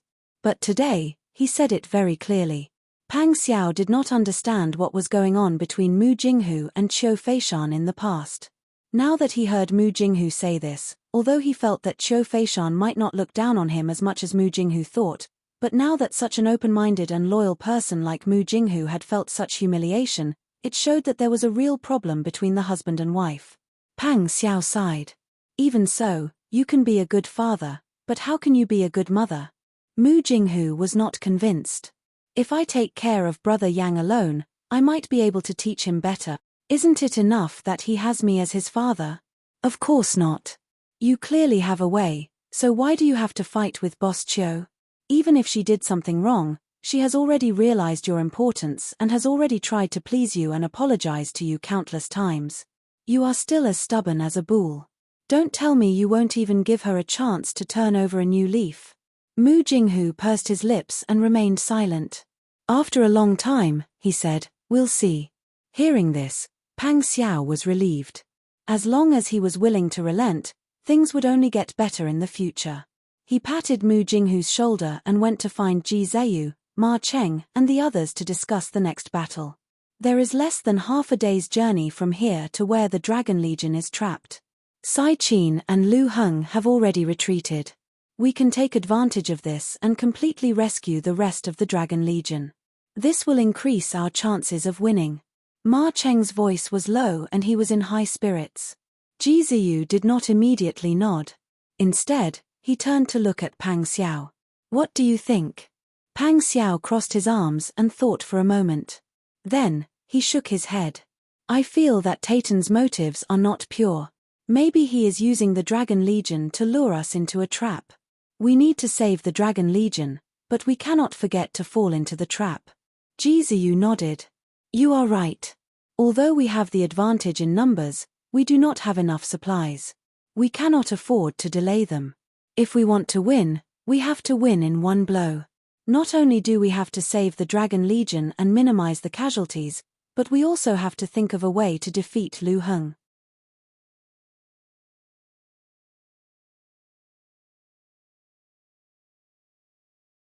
Chapter 1135. But the alliance between the Lu family and the Taitan is so strong. They had a common goal before, so who would care about the small details? What should we do if we really want to shake their alliance? This is the most critical moment of the war. How should we break their alliance? Ma Cheng sighed. This is not an easy task. Pang Xiao recalled Lu Heng's usual behavior and said objectively, Lu Heng is indeed a troublesome opponent. He is very capable. If we want to use strategies to break the alliance between Lu Heng and Sai Qin, we need to think about it carefully. But we can't wait now. Ji Zheyu pointed out the current situation without holding back. Pang Xiao naturally agreed with Ji Zheyu's judgment. However, he still said confidently and optimistically, don't worry. Let's deal with the current battle first. Their alliance must be built on mutual trust. If they can't trust each other in the future, their alliance will naturally fall apart. What we need to do now is to destroy their trust in each other. Ma Cheng and Ji Zheyu heard this and nodded at the same time. That's a good idea. Ji Zheyu said, even if they have a common goal now, they are not of the same race. Whether it's Sai Qin against Lu Heng, or Lu Heng against Sai Qin, they must be hiding a lot of thoughts in their hearts. Once they are discovered by the other party, it may be the last straw that breaks the camel's back. Pang Xiao called Xu Weiji and a few other strategists over to discuss with Ji Zheyu's people. In the end, they came up with a meticulous plan. The next day, rumors started to spread in the army. Did you hear? Master Lu personally came to see Wang Yi yesterday. It seems like he wants to ask for peace. Master Lu is still from Daeju. No matter what, he won't help the Taitan bully our own people. Then what about what he did before? In my opinion, He has the intention to do so. However, now that he has seen Wang Yi and Duke Ding working together, the Titan might not have a chance to win this war. It's understandable that Master Lu wants to use this opportunity to build a good relationship with them, right? Rumors and slanders had always been the fastest to spread. Pang Xiao had only given a general idea, but in the end, there were many versions of the rumor. Moreover, each version was logical and rigorous. It was even more believable than what Pang Xiao had said before. Pang Xiao and Ji Ziyu didn't think that the rumors would spread. If they didn't come up with this idea in the beginning, even they would have believed that Lu Heng wanted to pledge allegiance to Daiju. I'm almost convinced by this rumor. Ma Cheng stood in front of the tent with his arms crossed. He looked at the soldiers who had gathered to start a fire and were still discussing this matter in low voices. He turned around and asked Pang Xiao, Wang Yi, can this matter be spread to Titan Khan? It definitely can. Pang Xiao nodded confidently. Ma Cheng had always admired Pang Xiao. So, he naturally believed Pang Xiao's words when he saw Pang Xiao speaking so confidently. He couldn't help but chuckle when he thought of the conflict between Tata and Lu Heng. Just as Pang Xiao and the others expected, in the Titan camp, Sai Qin listened to the spy's report calmly. Khan, please reconsider. After all, Lu Heng is from Daiju. There's a saying in Daiju, those who aren't of our race are sure to have different intentions. Lu Heng might betray us at any time. If he joins forces with Daiju to deal with us, what should we do? Sai Qin's face was still handsome. However, after fighting for several days and suffering humiliation after Titan's defeat, many of the court officials didn't understand him. Many of them were disloyal. Those who were eyeing his throne even brought up Anari's death to make an issue out of it. Everything wasn't going well for Sai Qin. Even his face showed signs of dejection. It wasn't easy for him to gain the support of Biji's old officials, led by the Lu family. That was how he was able to directly make a move and slap those old officials who didn't trust him in the face. However, now someone was telling him that Lu Heng actually had ulterior motives and could set him up at any time. How could Sai Qin be in a good mood? If he saw Lu Heng now, he might wring his neck. Just as he was thinking this, someone outside the tent reported, Khan, Patriarch Lu is here. Sai Qin's face darkened. Let him in. The curtain of the tent was lifted, and a graceful and handsome young man dressed in a silk robe with a net scarf on his head slowly walked in. Every movement of his revealed the background and strength of character of an aristocratic family. Just by looking at him, one could tell that he was extraordinary. Sai Qin stared at Lu Heng expressionlessly. He wanted to see what Lu Heng's intentions were. Lu Heng smiled and went straight to the point. I already know about those rumors. I guessed that Khan might misunderstand, so I came to explain it to you personally. Sai Qin raised his eyebrows. Patriarch Lu, please speak. Lu Heng said calmly. Those rumors suddenly appeared. I have to say that Ji Ziyu and Pang Xiao together are much more difficult to deal with than either of them alone. Not to mention you, even I almost believed them. She wondered if she had come into contact with them at some point but had forgotten about it. However, Khan, if you think about it carefully, you will understand that all of this is nonsense. The people of Daiju and I have long been irreconcilable. Daeju's fatuous ruler killed my people. The entire Lu family, which was a huge family, was slaughtered. Only a few people who followed me survived. If someone treated Khan like this, would Khan still be loyal to such a fatuous ruler? Moreover, I have already been labeled as a traitor. Even if I turn back now, with how suspicious Pang Zhishi is, how would he believe me? Since we have already shed all pretense of cordiality to this point, there is no turning back. Moreover, Titan has been on the campaign these past few days, and I have used all of my power to support them. Khan is a smart person. Once you calm down and think about it carefully, you will know that the rumors cannot be trusted. Because betraying Khan will not benefit me at all. Sai Qin was deep in thought. After calming down, he felt that Lu Heng's words made sense. With the temper of Daeju's fatuous ruler, even if Lu Heng went back, he would only be condemned. There was no benefit for him to go back and pledge allegiance to Daju. However, after thinking about it, Lu Heng would not betray him and help Daju deal with him because there were no benefits. However, what if there came a day when helping Daju would benefit him more than helping him? Sai Qin did not believe that a person who could pledge allegiance to another race would have such noble moral integrity. At that time, he would most likely take the same path as Daju's fatuous ruler. However, they were currently facing a strong enemy, and the alliance could not be broken. Sai Qin nodded. Her tense shoulders relaxed, and her sitting posture became much more casual. What you said makes a certain amount of sense. However, you must be careful. Don't let Ben Khan catch evidence of your betrayal. Think about your family, and then think about yourself. Ben Khan is not afraid of Daju's 100,000 soldiers. Against you, he will definitely be able to catch you. Think about it carefully. Do you think you can escape? What Lu Heng hated the most was being threatened. However, he could not do anything now, so he could only smile and nod. He had funded Tayton, but he did not have any real power. However, seeing that his money was being used in the right place, his mood improved. After chatting with Sai Qin for a while, Lu Heng returned to his tent. In the military camp, Bien Ruohan's food and shelter were not as good as before. However, he still proudly adhered to his aristocratic habits.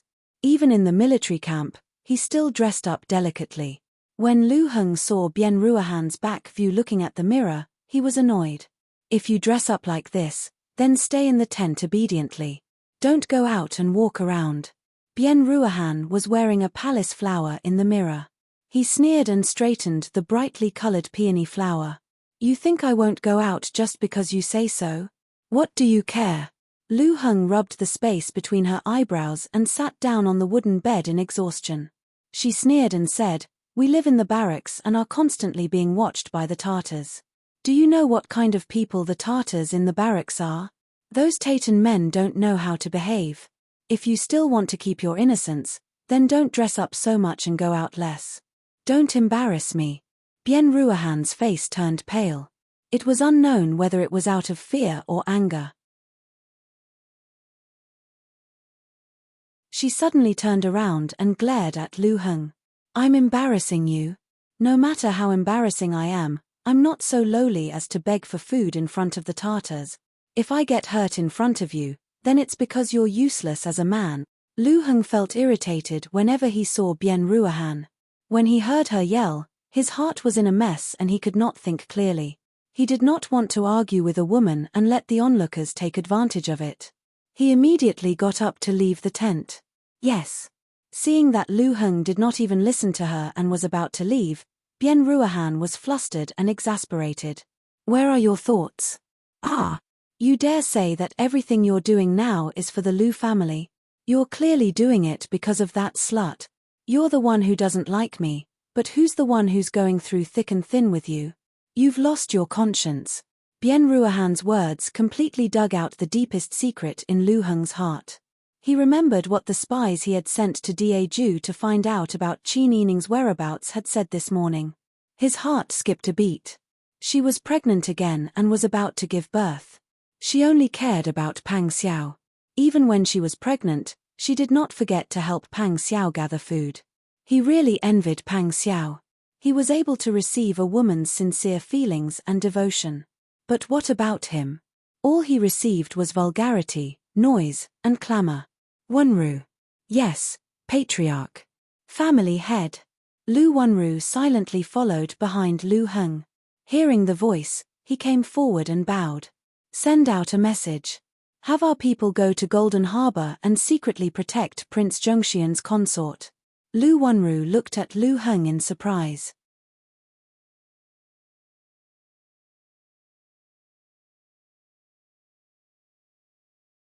Chapter 1136. Hearing this, Lu Wenru's delicate face was full of sighs. He wanted to say something, but hesitated for a while. In the end, he couldn't help but say, "Master, why are you doing this? No matter how much you do, you've already had so much fun with Prince Zhongxian's consort. It's impossible now. You're a practical person. Why make things difficult for yourself for someone you can't have? How could Lu Heng not understand this? But when it came to matters of the heart, it was hard to control it. Perhaps he knew what he should do, but when things came to this, he couldn't help but worry about the person who would never agree to him. I know what you mean. I'm just following my heart. Whether she knows or not, it doesn't matter. In her heart, I'm already a traitor who can't be saved. Whether I do well or not, she doesn't care. Hearing Lu Heng say this, Lu Wenru's heart was extremely sour. The previously high-spirited and famous young talent of the capital, the most talented second master of the Lu family, had now fallen to this state. The current situation was definitely related to Lu Heng's longing for Prince Zhongshuren's consort. If he didn't love an impossible person, how could Lu Heng's judgment of the things he did be biased? Lu Wenru had followed Lu Heng for a long time and had always been loyal and never spoke much. Thus, even though his thoughts were very rich, he still didn't show it on his face. He only nodded calmly and didn't say anything else. Lu Heng looked into the distance with his hands behind his back. It was as if he could see Qin Yining through the mountains. These days, Qin Yining's life was also a bit difficult. In the beginning of autumn, the weather in Jin Gang gradually became cold. Qin Yining's stomach became bigger and bigger, and her entire person was very tired. After more than half a year of hard work, Golden Harbor's autumn harvest had yielded results. The people were strong enough to survive the natural disaster. The city gradually regained its prosperity, and Qin Yining's appetite gradually improved. However, when she was 8 months pregnant with the twins, her appetite was still good. Now, she was lazy to eat and exercise. Even their daily stroll had to be forced by Bing Tang and Ji Yun to get up and walk around. Wang Fei, you can't be so lazy. When you're free, we have to walk around the courtyard a few times. That way, it will be easier for you to give birth in the future. Bing Tang supported Qin Yining's arm and advised with a smile, right now, you're working too hard. All day long, instead of thinking about how to take care of the children, they put all their efforts into preparing provisions for the front lines. How can this go on? Yes. Ji Yun supported Qin Yining's other arm and nodded in agreement. She joked, Wang Yi specially arranged for Sir Xie to come over for the matter of provisions. Sir Xie is definitely an expert at strategizing. You're still worried about leaving the preparation of the military to him? Qin Yining burst into laughter. Her unpowdered cheeks were much rounder because of Bing Tang's careful care during pregnancy. Her smile became brighter. You two little hoofs, you only know how to tease me. If Sir Xie heard this, he would think that I don't trust him. Sir Xie has been with Wang Yi for a long time and is meticulous in his work. How can I not be at ease? I'm just worried about Wang Yi. I don't know what I can do for them. Bing Tang shook her head and sighed. Wang Fei's 2 pregnancies have been difficult. Neither of them have been able to catch up with Madam's peaceful days to rest. But Wang Fei has done well. This time, it's twins again. If Wang Yi knew, I don't know how happy he would be. Qin Yining lowered her head and caressed her bulging abdomen. She shook her head. I don't plan to tell him yet.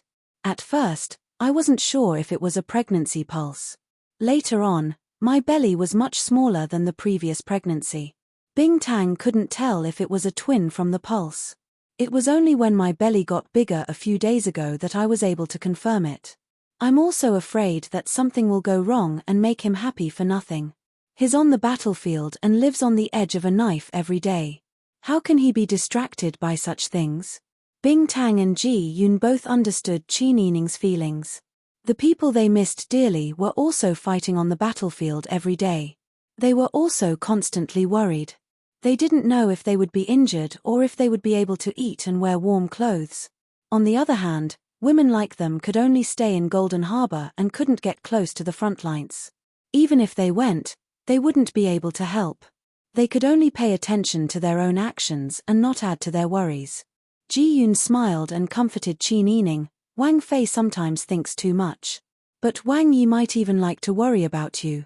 If it was someone else, Wang Yi wouldn't be bothered to think so much. Qin Yining smiled.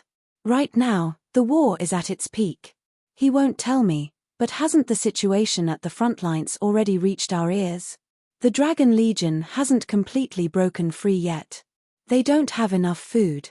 In addition, Lu Heng and Sai Qin are both good at scheming. They are really in a dangerous situation now. Look, everything was fine. You are thinking about this again. We are all women. Even if we are worried, what can we do to help? Bing Tang smiled and then covered her mouth to say in a low voice, if you give birth to twins in the future, not to mention how happy Wang Yi will be when he finds out, even if the emperor knows, he might be jealous. What's so funny about that? Qin Yining said helplessly. This jealousy might become trouble for us. We have to be more careful in the future. Ji Yun and Bing Tang both sighed. When other women were pregnant, they had people at home to take care of them and wait for delivery. Only their Wang Fei had to worry about so many things. She also had to be on guard at all times to see if anyone was plotting against her. Wang Fei, how about we quietly move away and avoid those people? Ji Yun asked in a low voice. There seemed to be little stars flashing in her eyes. She was very expectant. However, Qin Yining said, the enemy is in the dark while we are in the light. Even if we move, we can't say if the other party will follow us. At that time, it is very likely that we will be ambushed. It is better to stay here. Caressing her bulging abdomen, Qin Yining's eyes were full of expectation and gentleness. I just want to safely give birth to the children. When they are safely born, we can do whatever we want to do with less effort. Wang Fei, don't worry. We definitely will. Bing Tang and Ji Yun said with certainty. Xie Yu gathered a batch of food and supplies and sent the list to Qin Yining. Wang Fei, please look. See if there is anything else we need to add. Qin Yining leaned back on the official's hat and looked down to flip through the list. Then he said with a smile, Sir Xie has always been meticulous in his work. I think there is no problem at all. This can be delivered. Okay. The autumn weather is gradually getting colder. Wang Yi and the others have now recovered their lost land and fought all the way to the vicinity of Heaven's Gate. I think they will be able to rescue the Dragon Stallion army trapped in the canyon of Heaven's Gate in a few days. Daju's army will only grow stronger and stronger. Xie Yu smiled and said, at that time, Wang Yi and Duke Ding will lead the Tiger army and the Dragon Stallion army respectively. Even if there are 100 Lu Hengs behind the Titan. Even if they support it, they will not be able to resist these two godlike armies. Qin Yining nodded in agreement. Thinking about the future battle situation, although they still had to take one step at a time, at least the prospects were promising. After the food and supplies were delivered, Qin Yining received news from the front lines after another month. Wang Yi and Duke Ding's cooperation is a perfect combination. The Dragon Stallion army has returned to Duke Ding's command. The Titan have been chased out of Heaven's Gate and retreated to Tianshu Gate. Heaven's Gate, Tianshu, Tianlang, and Tianyu are the four gates of Daju. When they are successfully chased out of Tianyu Gate, it will be a true victory. Qin Yining only felt that victory was in sight. Even her breathing became much clearer. Perhaps it was because the hot summer had ended and the cool autumn had arrived. Even though she was about to reach full term, she still felt refreshed. The future was promising. She was not as tired as before, and her spirit was much better. This also made Bing Tang and Ji Yun heave a sigh of relief. Qin Yining did not tell Pang Xiao about the possibility of giving birth to twins. However, Bing Tang mentioned this in the letter he wrote to Huzi. When Huzi saw this paragraph, he immediately went to the main tent with the letter. Pang Xiao, Ji Ziyu, Ma Cheng, and Jiao Wenliang were discussing what they should do next in front of the map. When they heard the sound of hurried footsteps outside the tent, they raised their heads vigilantly. Huzi only realized that he was a little too rash when he barged in. He hurriedly put the letter behind his back and smiled awkwardly. Pang Xiao saw that it was Huzi and then looked at Huzi's conflicted expression. He could not help but ask, "What's wrong? What's the matter?" "Wang Yi." Huzi touched his nose and said, "It's my fault for being rash. It's a private matter. I barged in a moment of desperation. I hope Wang Yi can forgive me." Pang Xiao originally wanted to scold Huzi. After all, they were in the military camp and not in the prince's residence. He could do whatever he wanted. However, when he thought about the letter he received from Qin Yining this morning, along with Bing Tang and Ji Yun, Pang Xiao's heart skipped a beat. Could it be that Huzi saw something in the letter? He said in a low voice to Ji Ziyu and the others, "Excuse me for a moment." Then he quickly walked towards Huzi and indicated for him to go out with him. When they were outside the main tent, he asked in a low voice, "Speak. What's wrong?" "Wang Yi, Bing Tang's letter today said that the princess consort is pregnant with twins." "What?" Pang Xiao's voice suddenly rose. Everyone in the tent craned their necks to look. Huzi pointed at a sentence on the letter, "It's true. Bing Tang said that the princess consort's body is not as strong as it was last year, but she is not homeless. Giving birth to twins shouldn't be a problem. She has been busy preparing recently and is very busy. The next time she writes to me will be after the young master or young miss is born." As he spoke, he counted with his fingers. Then he laughed loudly and said, "That's right.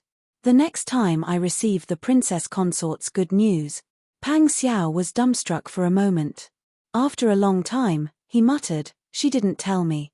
Huzi stilled. Only then did he remember that the princess consort was not willing to mention this in the letter. He could not help but feel embarrassed. He seemed to have said too much.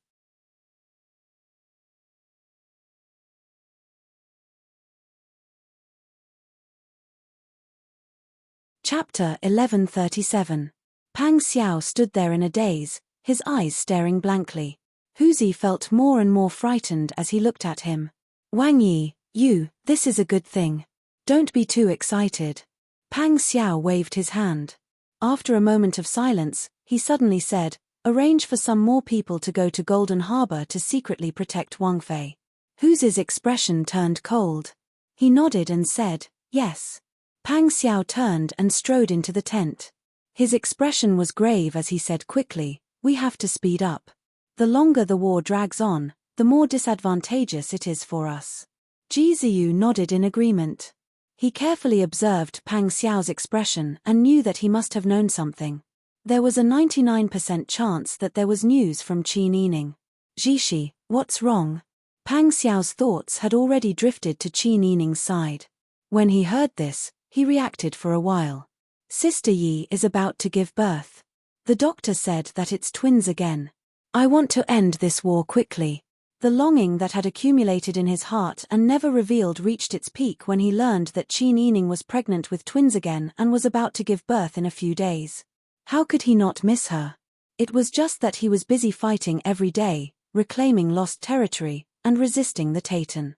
He had no choice but to suppress his longing for her. She had married him, but she had never lived the good life that he thought he would give her. She had followed him and wandered around in fear for so long. Now, she was going to the gates of hell again. She was going to give birth, but he was still in Heaven's Gate and could not accompany her at all. The last time Qin Yining gave birth, they were surrounded by danger. Pang Xiao still felt his scalp go numb when he thought about it. He really did not want anything to happen to Qin Yining.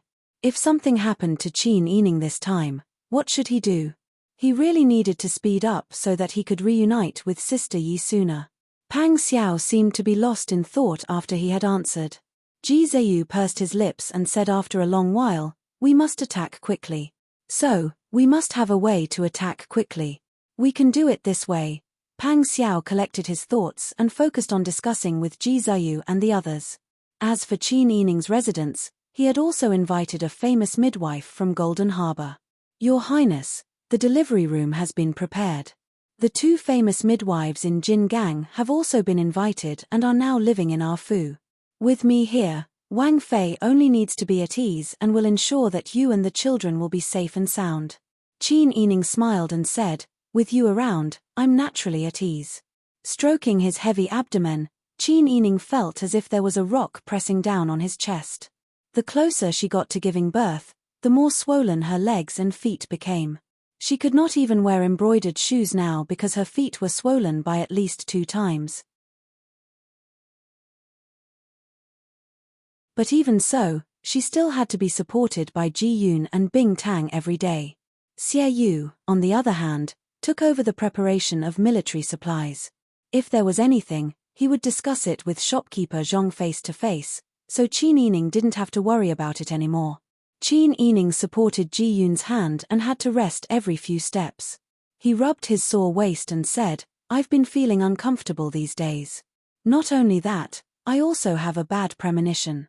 Have Jing Zhe and Jinghu Wei carefully check the residence again. Don't let anyone take advantage of this opportunity to sneak in." Once she was about to give birth, everyone would be so busy that they would not be discovered so quickly even if someone sneaked in. What if an assassin sneaked in to assassinate her? Or, what if someone sneaked in to steal her child? The more Qin Yining thought about it, the more worried he became. His brows were tightly knitted together. Bing Tang chuckled and said, "Princess consort, you've already instructed us to do this several times. Jing Zhe and the others have already made arrangements. Don't worry, everyone is here. Nothing will happen." Qin Yining smiled bitterly and said, "You don't know. My premonitions about some bad things have always been very accurate. As long as I have a bad premonition about something, things will develop in a bad direction if I think it's bad. I don't want to be like this, but I can't help but worry. After all, Wang Yi and I have made too many enemies. I'm afraid that my child will suffer if something happens. Right? I can't let you suffer, right?" As Qin Yining spoke, he stroked his bulging abdomen. She knew that the child could not understand these words, but she still liked to communicate with the child in her womb.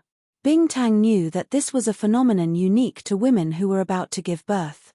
They were always more worried than usual. "Don't worry, no one will barge in. If it really happens, Jinghu Wei and the secret agent will have to face the wall and reflect on their mistakes." Bing Tang deliberately teased Qin Yining. Qin Yining's lips curled into a smile as well. However, the worry in her heart could not be alleviated by a few words from others. She did not want others to worry about her, but it was not easy to control her emotions. She knew that her condition was not right. Perhaps it was because she was about to give birth. She would be fine after the child was born safely. Qin Yining comforted herself and continued to move around according to Bing Tang's instructions. The delivery date was a few days earlier than Bing Tang's prediction.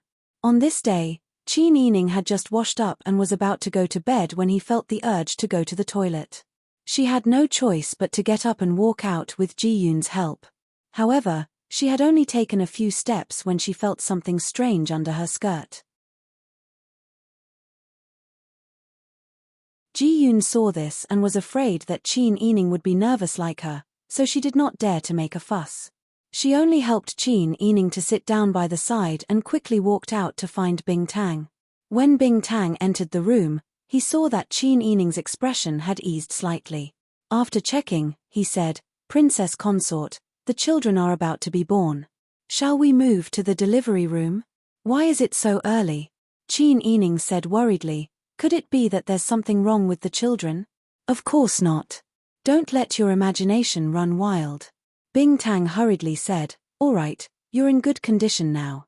Let's take a few more steps while you still have the energy." Ji Yun said, "Why don't we let them prepare and let Princess Consort go on a roller coaster?" "That won't do. Princess Consort can move on her own. Why should she ride on a roller coaster?" "Princess Consort, listen to me. The more diligent you are now, the easier it will be when you give birth later. Not to mention that you can't ride on a roller coaster now, you still have to walk more later." Qin Yining nodded. She suddenly felt a throbbing pain in her abdomen and could not help but stop in her tracks. The unbearable pain spread. Fortunately, Qin Yining always knew how to endure and did not scream out loud. After enduring for a while, she slowly walked towards the delivery room that had already been prepared. Two midwives and Bing Tang served Qin Yining together. They gave her a birth-inducing medicine, changed her clothes, and helped her walk around the room. Qin Yining felt better sometimes, but the pain was severe at other times.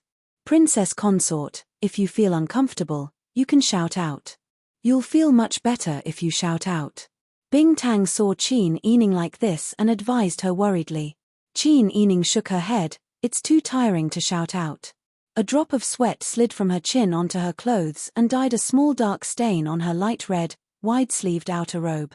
Bing Tang thought and said, "The kitchen has prepared some nourishing soup for you. Use some later so you don't have too much energy." Qin Yining nodded and grabbed a handkerchief to wipe the cold sweat off her face. Then she continued to follow Bing Tang and the midwife's instructions. Compared to giving birth to Zhao Ji-er and Han Ji-er, Qin Yining's delivery this time was slightly smoother. However, she was still in pain for an entire day. It was not until the evening of the next day that the child's loud cries could be heard from the inner residence. Xie Yu and Master Zhong were not in the mood to do proper work these 2 days. They were both worried about Qin Yining's situation. Master Zhong could be said to have watched Qin Yining grow up. Xie Yu was devoted to Pang Xiao. Both of them were doing this for their respective masters. They understood that only when Wang Fei and Wang Yi were harmonious would they, as retainers, have good days. Therefore, when they heard the first cry, the 2 people who had been spinning around on the floor stopped in unison and looked anxiously in the direction of the inner residence. Even though they were the trusted aides of Qin Yining and Pang Xiao, there were differences between men and women. It was not good for them to ask directly. Not long after, there was a second loud cry. Xie Yu and Master Zhong were stunned. They said in disbelief, "Did Princess Consort give birth to twins again?" Master Zhong and Xie Yu exchanged a look and also had joy on their faces. "Quick, let's send a servant girl to ask." Right, quick, go ask. "How is Princess Consort's situation? Is it Master or Miss?" Xie Yu and Master Zhong hurried the servant girl to ask in the inner residence. A short while later, she came back with good news.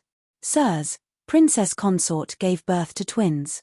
Right now, Princess Consort's situation is not bad. Master and Miss are also very healthy." "Really?" Xie Yu clapped her hands. "Quick, grind the ink for me. I have to tell Wang Yi. Quick. It was good fortune to have more children. Wang Yi and Princess Consort were deeply in love and were not willing to take concubines. They did not have many children to begin with. Adding on the fact that so many things had happened at home, once Wang Yi ascended the throne in the future, they could not continue to have few children.